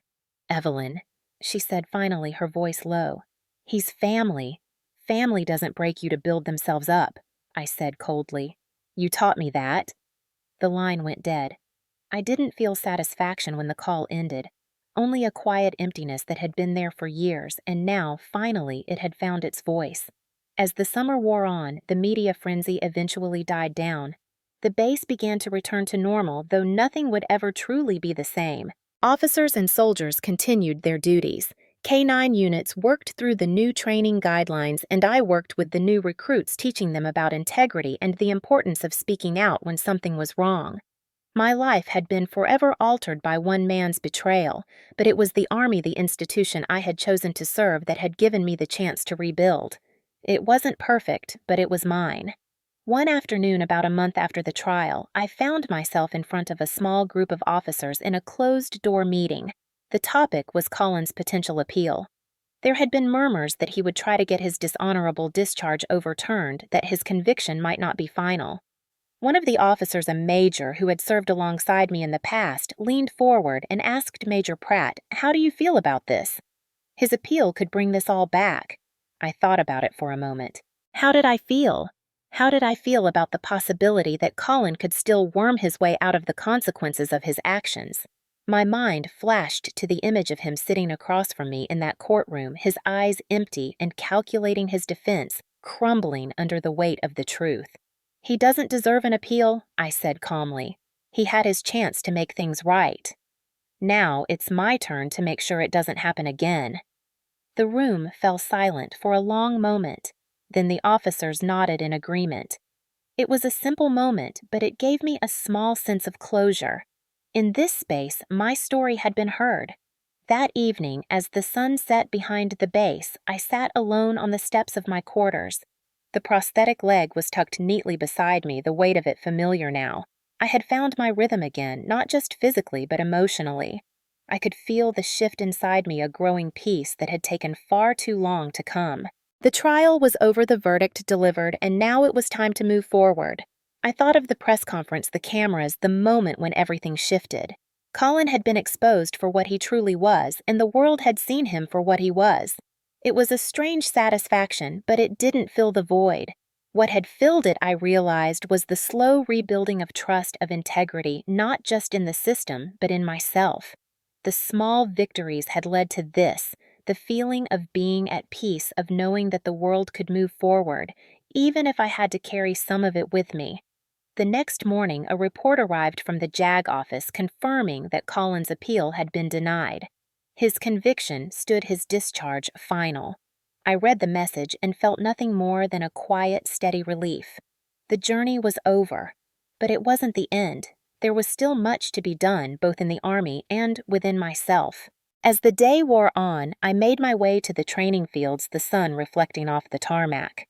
I took a deep breath and glanced out at the K9 unit working with their handlers. The dogs ran hard, their muscles rippling with energy, chasing down the mock targets set up by the handlers.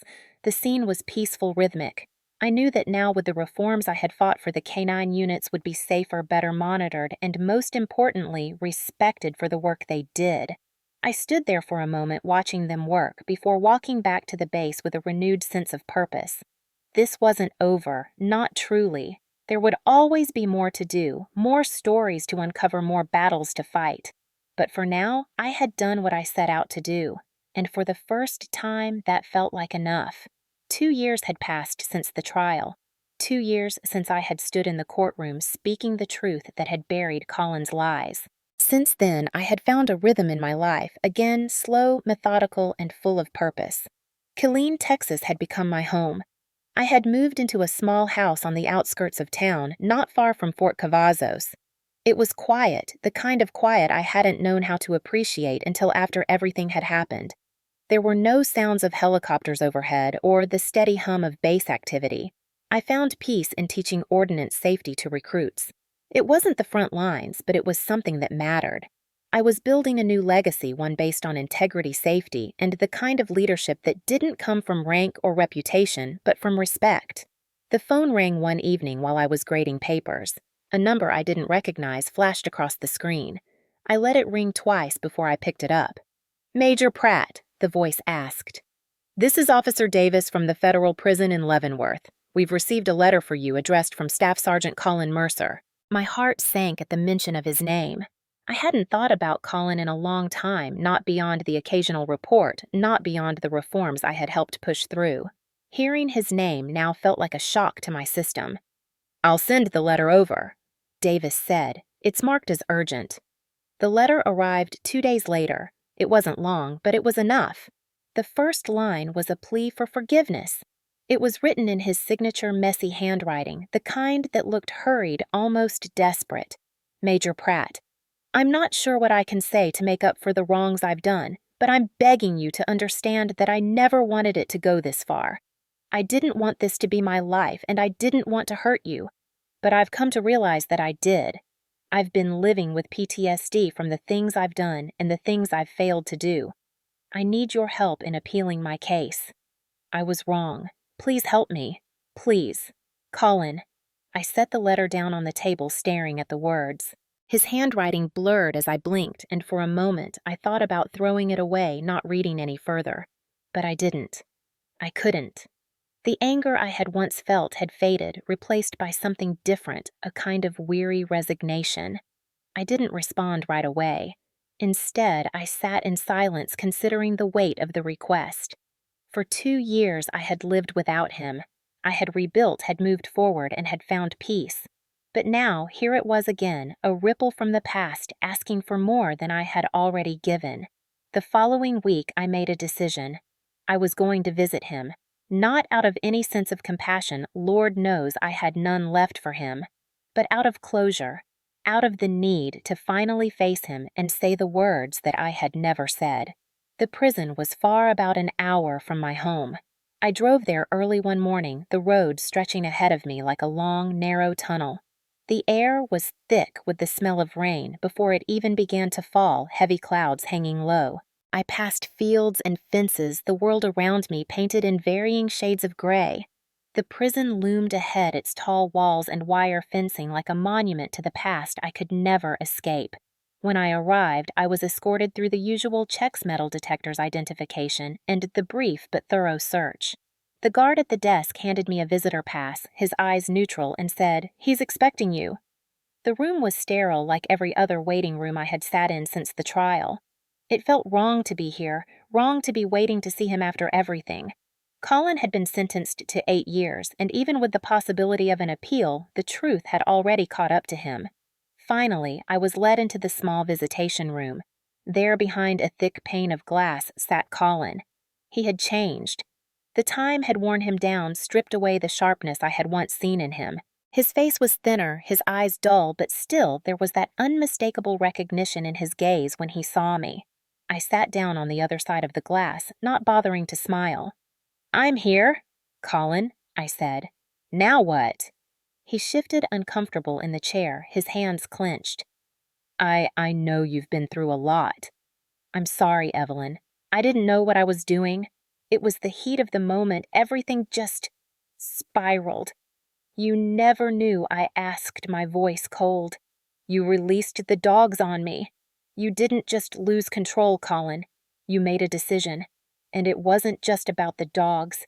It was about you. You used your position. You used your power. "I was trying to protect myself," he said, voice shaking. "I was losing everything. You weren't protecting yourself," I interrupted. "You were protecting your ego. You wanted to take everything from me and you thought you could get away with it, but you didn't." He looked away for a moment, and when he spoke again, his voice was quieter, almost pleading. "Please, Evelyn, I need your help. I can't stay here. I don't know what to do anymore. I don't know how to live with myself." I stared at him, the anger and hurt I'd once felt fading into something deeper, something I couldn't quite place. You don't get to ask for my help. Not after what you did. Forgiveness isn't owed, Colin. It's earned, and some debts can't be repaid. His eyes widened, the tears threatening to spill over, but I didn't flinch. There was nothing left to say, no sympathy left to give. You'll have to live with it, I said, just like I had to. I stood up, walking toward the door without another word. As I reached for the handle, I paused. The rain had begun to fall outside, tapping against the prison's windows. I glanced over my shoulder once more, but Colin had already slumped forward, his head in his hands. Goodbye, Colin, I said quietly, and then I left, closing the door behind me. Outside, the rain poured down in sheets, the sound of it washing everything away. I stood in the parking lot for a moment, letting the cold droplets soak into my uniform, feeling the weight of the past finally begin to slip away. I didn't need closure, I realized. What I needed was peace. As I drove back to Killeen, I received a message from Lauren. It was short, but it was enough. New K9 program initiated. They've named it after you. The Pratt Protocol. The rain fell harder now, but I didn't care. The week after my visit to Colin, things began to settle into a quieter rhythm. The storm of media attention had died down, replaced by a sense of closure that I hadn't anticipated feeling. For the first time in years, the weight on my chest seemed to lift, and I was left with a quiet confidence like a soldier who had fought a battle and now had nothing left to prove. My daily life in Killeen continued without the looming specter of Colin's betrayal, but the ripple effects of his actions still lingered both in the military and in the recesses of my own mind. The Pratt Protocol, the K9 training program I had helped establish in the wake of the incident, was now in full swing. It was something I could point to, something tangible that would prevent another officer from falling victim to the same kind of manipulation and negligence I had suffered. It was a living testament to the changes that could happen when the truth was allowed to take root. I spent my days overseeing the integration of the protocol into training regimens, working with handlers to ensure the program's principles were embedded into every aspect of their operations. Yet even with all the success and recognition, there were moments when the memories of that day on the training grounds came rushing back. I'd be teaching a class discussing safety protocols, and suddenly the sound of barking would invade my thoughts. The sharpness of it, the chaos that followed. My leg gone. The taste of blood. The way Colin had looked at me before he released the dogs, the quiet smugness in his eyes, as though he knew I'd be silenced forever. I had buried that day deep inside me, but it never stayed buried for long. It would resurface in my dreams, in my quiet moments of reflection, and even in the way some people looked at me when they thought I wasn't paying attention. The uniformed officers who passed me in the hallways of Fort Cavazos, the veterans who had heard the story, and now saw me as both a survivor and a symbol of the very system that failed me but eventually found a way to right itself. The world moved on, but my scars remained both visible and invisible. It was just past noon when I received the email from CID.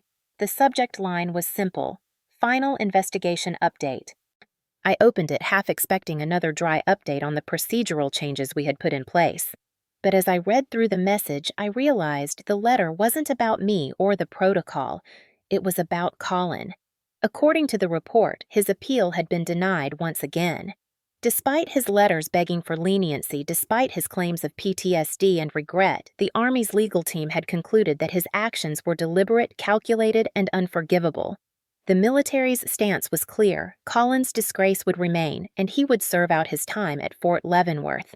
In a strange way, I felt a measure of relief, but it wasn't the kind I expected. The finality of it all seemed to settle on me with a quiet weight. The fact that he had been given multiple chances, that his own plea for forgiveness had been rejected by the very system he once used for his advantage, this, I realized, was the most important moment of justice. Not in the trial.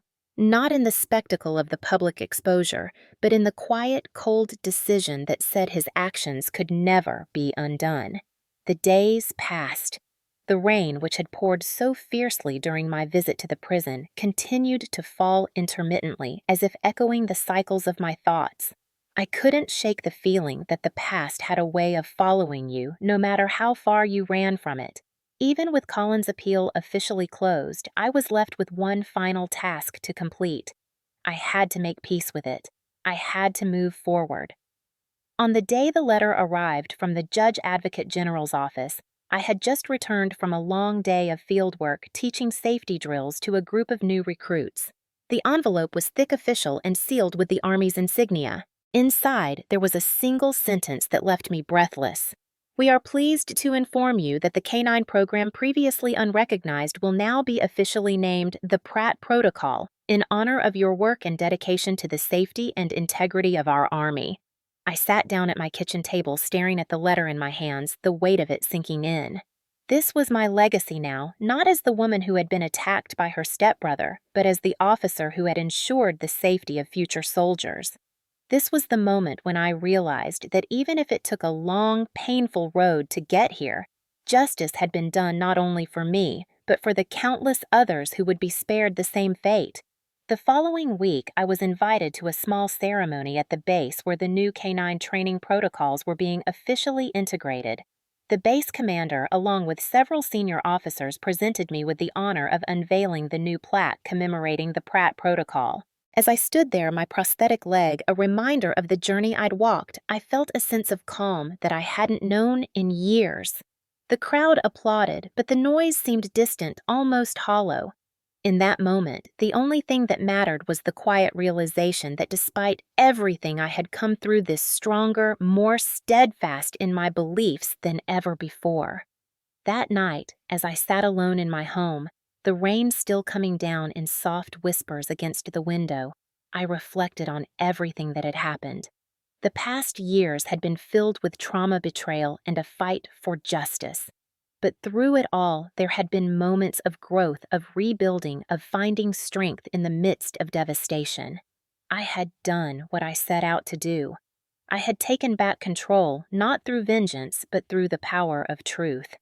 As I looked out the window, the last thing I remembered was the sound of the rain, steady and soothing. It reminded me that the world continued to turn, that life continued no matter how much we fought against it. Forgiveness isn't owed, I thought, it's earned, and some debts can't be repaid. I felt no bitterness, no anger. Just the quiet, resolute peace that comes from knowing that in the end, justice had been served. The journey was over, but the legacy, my legacy, had only just begun. November 2025 was crisp and clear in Austin, Texas. The sunlight gleamed off the marble of the Veterans Memorial, casting long shadows on the rows of chairs set up for the ceremony. The flag fluttered in the wind, sharp and bright against the deep blue sky. As the crowd stood to honor those who had served, I took my place at the back of the gathering. My prosthetic leg was visible now, the first time I had worn it without hiding it beneath long pants or skirts. It felt different, more like a part of me than ever before. The discomfort of seeing it as a mark of my loss had faded. Now it was a symbol of resilience, of everything I had endured and overcome. The ceremony moved slowly with the usual speeches, the national anthem, the laying of wreaths. The sound of the crowd's applause felt distant, muffled beneath the weight of my own thoughts. It had been 3 years since that day at Fort Cavazos, and as I stood there, I couldn't help but reflect on how far I had come. It wasn't just the physical recovery, though, that had taken time and effort. It was the emotional healing, the quiet strength that came from rebuilding my life from the ground up.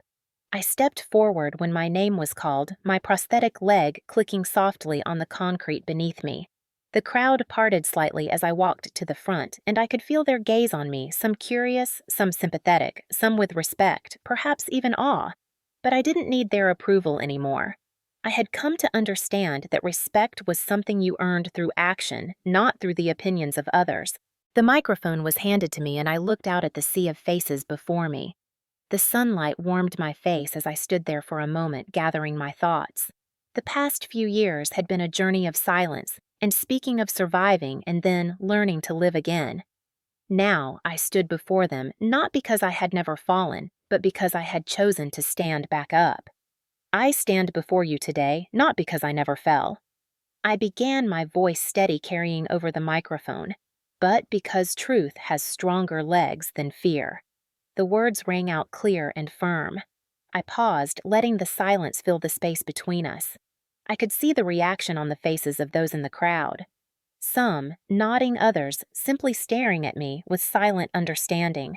I could almost feel their collective respect, their acknowledgement of what had been said. In that moment, I felt no need for further words. The weight of what I had lived through, what I had accomplished, was present in every breath I took. It wasn't just the medals I wore or the uniform that I stood in, it was the experience, the resilience, the truth that had guided every step. The applause came then, but it was different from the applause at the trial. This wasn't for spectacle, this wasn't for recognition. It was the applause of soldiers who had seen what it meant to struggle to endure and to rise again. It was the sound of shared understanding. After the ceremony, I walked slowly back to my seat. As I made my way through the rows of chairs, I couldn't help but notice the people around me, the veterans, the soldiers, the families of the fallen. Each of us had a story, a journey we had walked to get to this point. And each of us, in our own way, carried the weight of our past with us. But it didn't define us. It wasn't what made us who we were. That evening, after the ceremony was over, I returned to my small home on the outskirts of Killeen. The rain had passed earlier in the day, and the sky was turning dusky, fading to shades of purple and gold. I walked into my office where I had spent many late nights working through the pain and the trauma, writing my thoughts, planning for the future. The framed photo of my father stood on the corner of the desk. It was an old picture taken during his years of service. He was younger, but I could see the same stern expression that I had inherited in so many ways. The caption underneath the photo read, "Service before self." I paused in front of the frame, letting the memory of my father wash over me. He had taught me about duty, about sacrifice, and about loyalty. But the lesson I had learned on my own, the one I had carried with me, was that there was more to honor than simply following orders. There was a deeper truth that had to be honored, one that was far less about duty and far more about self-respect. As I stood there, reflecting on my father's legacy, I felt something shift within me. I had spent so much of my life trying to live up to his example, trying to be the soldier he would have wanted me to be. But now I realized that my journey wasn't about replicating his life, it was about creating my own. My father had fought his battles, and now I was fighting mine. And I had won. I turned away from the photo and sat at my desk staring out the window. The evening was settling in, and the room felt quieter, more peaceful than it had in a long time. As I sat there, I noticed the soft padding sound of paws approaching. I looked down and smiled. A retired K9, not Rex or Odin, but a new companion lay at my feet, his head resting on my foot. His fur was a deep brown, and his eyes held the same quiet wisdom that I had come to recognize in every animal I had ever worked with. This dog, like the other K9s I had worked with, had a story of his own, a story of trust, of training, of sacrifice. But now he was with me, a symbol of the bond that had been restored, of the healing that had taken place. The dog had found his place by my side, and I had found a place for him in my life. We had both been through pain and loss, but we had also found redemption together. As I sat there, my hand resting gently on the dog's head, I realized that I was no longer haunted by the past. It had shaped me, yes, but it no longer controlled me. The pain, the betrayal, the loss, it had all been part of the journey. But I was no longer a victim of it. I was the survivor. I was the one who had chosen to rise to fight and to reclaim my life. Looking out the window, I saw the stars beginning to emerge in the darkening sky. The night felt peaceful, as if the world itself had exhaled, allowing for a moment of stillness. I let out a breath of my own, feeling the weight of the years slowly slip away.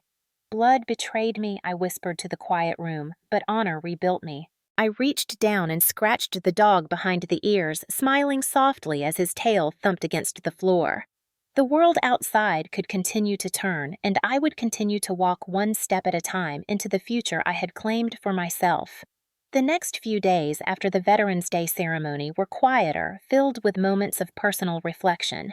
I spent more time at home away from the bustle of the base and the press, as the stillness of the countryside gave me space to breathe and process everything that had happened.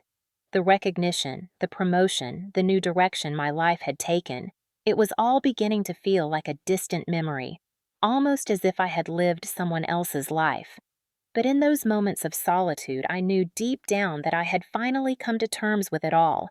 I had spent years building up the walls, hiding behind duty and service, never allowing myself to stop long enough to reflect on what had been done to me. But now, with the ceremony behind me and my place in the military set, I was free. Free to rebuild not only my life, but also my purpose. One afternoon, as I sat by the window looking out at the rolling hills, I found myself thinking of my father again. The lessons he had taught me, the expectations he had placed on me, and the love he had shown me even when it was difficult, these were the things that had shaped me. But now I knew that it was up to me to write my own story. I had spent too long living in the shadow of his legacy. It was time to step out and find my own way. The phone call came late that evening, just as I was preparing to go to bed.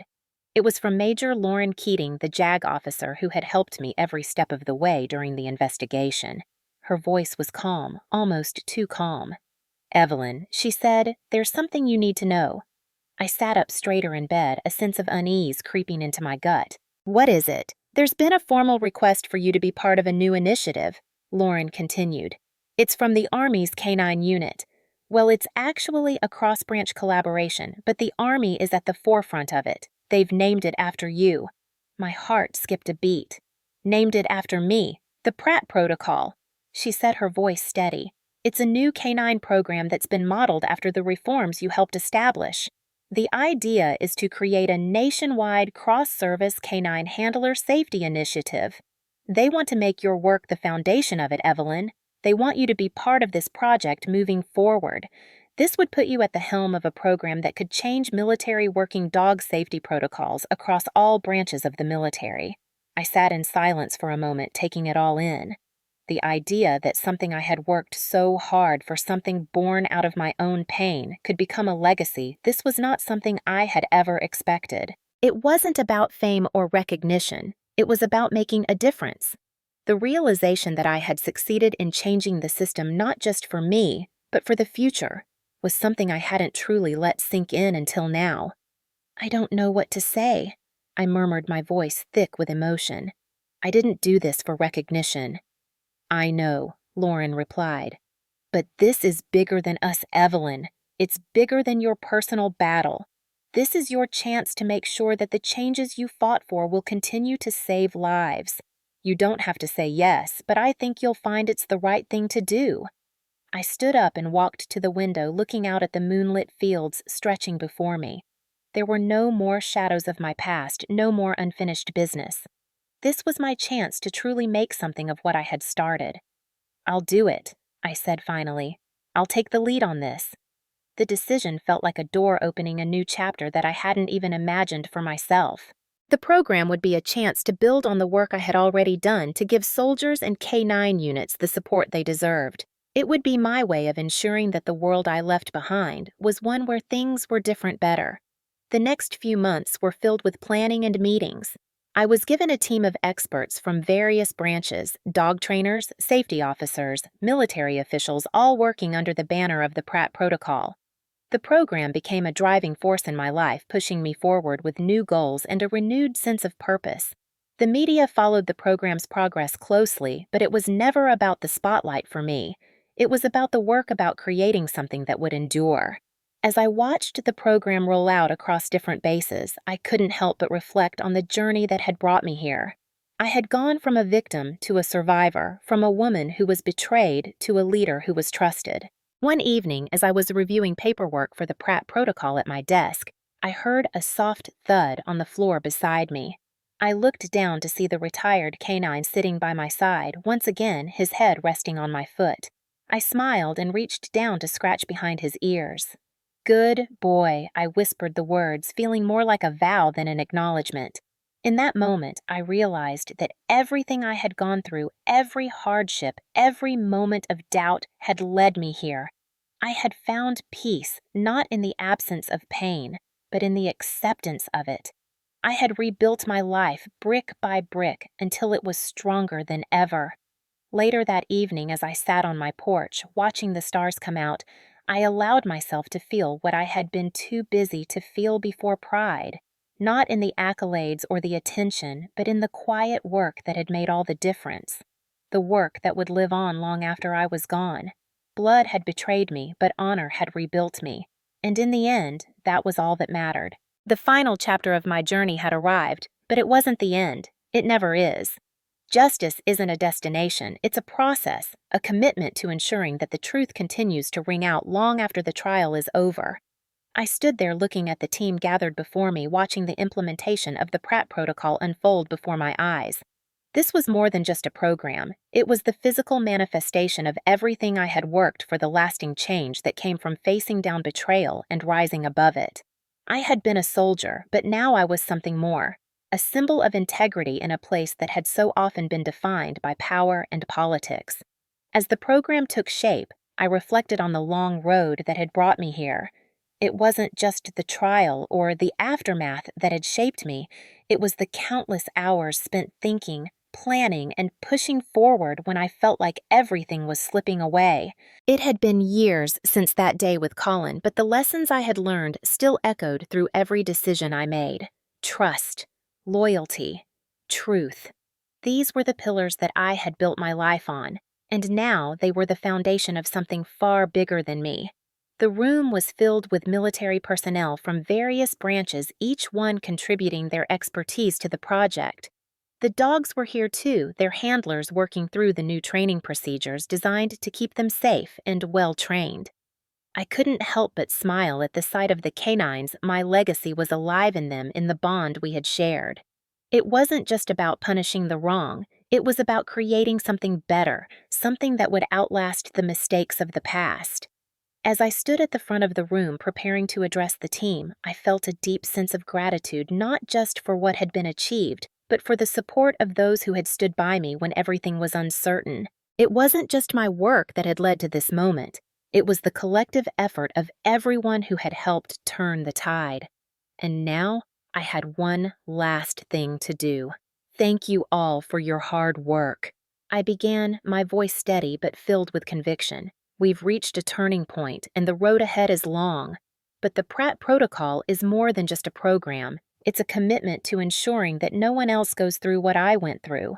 We've all seen the consequences of failure in our work, and now we have the chance to make sure that failure never happens again. This isn't just about saving lives, it's about saving futures, about ensuring that every K9, every handler, and every soldier who comes after us can trust that they will be safe in their work. It's about showing that integrity still matters even when the easy way out is so tempting. The room was silent as I spoke, the weight of the words sinking in. This wasn't a speech for the cameras or the accolades. This was for every soldier, every officer, every K9 who had ever been at risk because of negligence, because of betrayal. It was for me, too. After my speech, the team got to work finalizing the last stages of the program's rollout.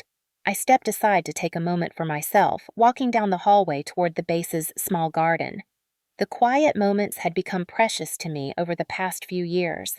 It was there, alone with my thoughts, that I allowed myself to reflect on how far I had come. The sun was setting, casting a golden glow over the landscape, and I took a deep breath, letting the cool air fill my lungs. I had done it. The program was real. It was going to make a difference. And it was a legacy that wouldn't be tainted by the betrayals of the past. It was something that would carry on even long after I was gone. As I stood there gazing out at the horizon, I felt a sense of peace I hadn't known in years. But there was still something missing, something that I had always known needed to be said. It wasn't enough to just implement change or sit back and watch the fruits of our labor unfold. There was still a message I needed to deliver, a message for everyone who had been watching, everyone who had been through the same fight I had. I pulled out my phone, fingers moving instinctively as I typed. Hey everyone, this is Major Evelyn Pratt. I wanted to take a moment to say something that's been on my mind. For those of you who have followed my story, thank you. Thank you for standing with me, for believing in the power of truth, even when it seemed impossible. This journey hasn't been easy, but it's been worth it. And now I'm asking for something from you. If you believe integrity still matters, if you believe that we as a society can do better, can be better, hit. Like, share this story and tell me your city. I want to know how far truth travels. I want to know if we can make change together, if we can push back against the silence and the corruption that has held us back for so long. This is our story, not just mine. And the more we speak, the more we rise. I hit send. As soon as the post went live, the messages started rolling in. Comments flooded my inbox, people from every corner of the world, every walk of life, sharing their own stories of betrayal, of survival, of fighting for what was right. It was overwhelming, but in the best possible way.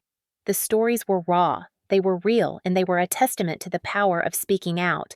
Some messages were long, filled with the anguish of those who had suffered. Others were short but powerful. "You're not alone. Thank you for being brave. We're with you." I responded to as many as I could, offering my thanks, offering support, letting them know that their voices mattered, that they had been heard. The truth had traveled further than I could have imagined, further than I could have dreamed. It had transcended borders, barriers, and time. And as I read the comments, I felt something I hadn't felt in a long time. Hope. Hope that together we could make things right. Hope that no matter how much darkness we faced, we would always rise with the light. The legacy of truth and integrity had taken root, and it was unstoppable. As the messages continued to flood in, I sat back in my office chair, my mind racing. The overwhelming response from people around the world, from those who had felt the sting of betrayal, the weight of silence, and the unbearable pressure to conform, was unlike anything I had experienced before. It was a wave of shared experiences, of stories that echoed my own in ways I hadn't expected. These weren't just words on a screen, they were voices reaching across the boundaries of time, space, and experience to find common ground. And for the first time, I felt that I wasn't alone in this. The comments kept pouring in, stories of personal struggles, of betrayals in families, in institutions, and workplaces. Some were heartbreaking, others were inspiring, but all of them carried a common thread: a thirst for justice, a need to speak out, a refusal to stay silent. I had opened a door, and through it, an entire community had stepped forward, armed with their own stories, their own truths. As I scrolled through the comments, one particular message stood out. It was from a man named Michael, a veteran who had served in Iraq. He wrote, "I lost everything when my own brother turned on me, tried to take my life for his own gain. I lost my leg, but I gained something in return: the courage to speak out. I know what it's like to be silenced, to be gaslit, to be betrayed. But your story gave me the strength to keep fighting. I've been to hell and back, and now I'm using my voice to fight for what's right. Thank you, Major Pratt. You've reminded me that we're never alone in our fight for justice." I stared at the message, my heart tightening, as I read and reread his words. The courage to speak out, to fight for justice, to reclaim what was rightfully ours, that was the essence of what I had been trying to build. And here it was, in the most powerful form of affirmation I could imagine: someone else. Someone who had faced their own trials, standing beside me, walking this journey together. I typed a quick reply, my fingers moving as quickly as my heart was racing. "Thank you, Michael. You're not alone anymore. You've found your strength, and now you're using it to lift others. That's what matters. Keep fighting." I hit send and sat back, feeling the weight of his message sink into me. I had been a part of something much bigger than myself, a movement for truth, for accountability, for justice. And it was spreading. Over the following days, I continued to engage with the growing online community. I saw comments from people who had never spoken up before, who had lived in silence for years, afraid to confront the wrongs they had endured. And now they were speaking out, sharing their experiences, and finding support in one another. It was like the spark of truth I had ignited had spread into a fire, and it was consuming the silence that had once held so many captive. The weight of the response was both humbling and overwhelming. People from all walks of life, soldiers, civilians, mothers, fathers, children, were all united by one common thread: the desire to make things right, to speak truth to power, to find the courage to face the things that had haunted them for far too long. As the weeks passed, I saw how much power the truth could have when it was no longer kept in the dark. The stories didn't stop coming in. They poured in from all corners of the world, each one unique, each one heartbreaking, but each one filled with the same resolve. The more people shared, the more others felt empowered to do the same. And through this collective strength, something began to shift. I started receiving messages from people who had never commented before, people who had stayed quiet out of fear or shame, but now saw the community as a place of strength. They thanked me for starting the conversation, but I knew that I hadn't done this alone. This was something much bigger. We were all part of a larger movement, a revolution of voices rising up in defiance of silence. The truth had a way of spreading like wildfire. It was unstoppable. One day, I received a message from an unexpected source. It was from an Army officer I had worked with years ago, someone I hadn't spoken to since before the incident. His message was simple but powerful. "I've seen what you've done, Major Pratt. You've made a difference. I know things weren't always easy between us, but I respect you. I respect what you've accomplished. Thank you for reminding us all of what it means to stand up for what's right." I didn't know what to say at first. I hadn't expected this not from him, but as I sat there reading his words, I realized that this was another form of justice recognition. Not from the system, not from the media, but from the people who had been silent, who had been complicit in turning a blind eye. Their voices mattered just as much as mine, and now they were speaking out. The movement wasn't just about me. It was about all of us, those who had suffered, those who had been silenced, and those who had the courage to speak up when it mattered most. It was about breaking the chains of silence and embracing the power of truth. As the months went by, the Pratt Protocol continued to evolve, shaping the future of K9 training safety in the military. It was no longer just a program, it was a movement that would ensure the safety of soldiers and K9s for generations to come. And as I watched the protocol grow, I couldn't help but feel a sense of pride, not for the recognition, but for the lives it would save. In the end, this story wasn't just mine. It belonged to everyone who had ever been silenced, to everyone who had fought for justice no matter the cost. The world was changing slowly but surely, and as I looked out at the horizon at the world I had helped shape, I knew one thing for certain: we had all found our voices, and no one would ever be silenced again. If you believe integrity still matters, if you believe in the power of truth, hit like, share this story, and tell me your city. I want to know how far truth travels, because together we can change the world. And as the messages continued to pour in, I knew that truth had already begun its journey, and it wasn't stopping anytime soon.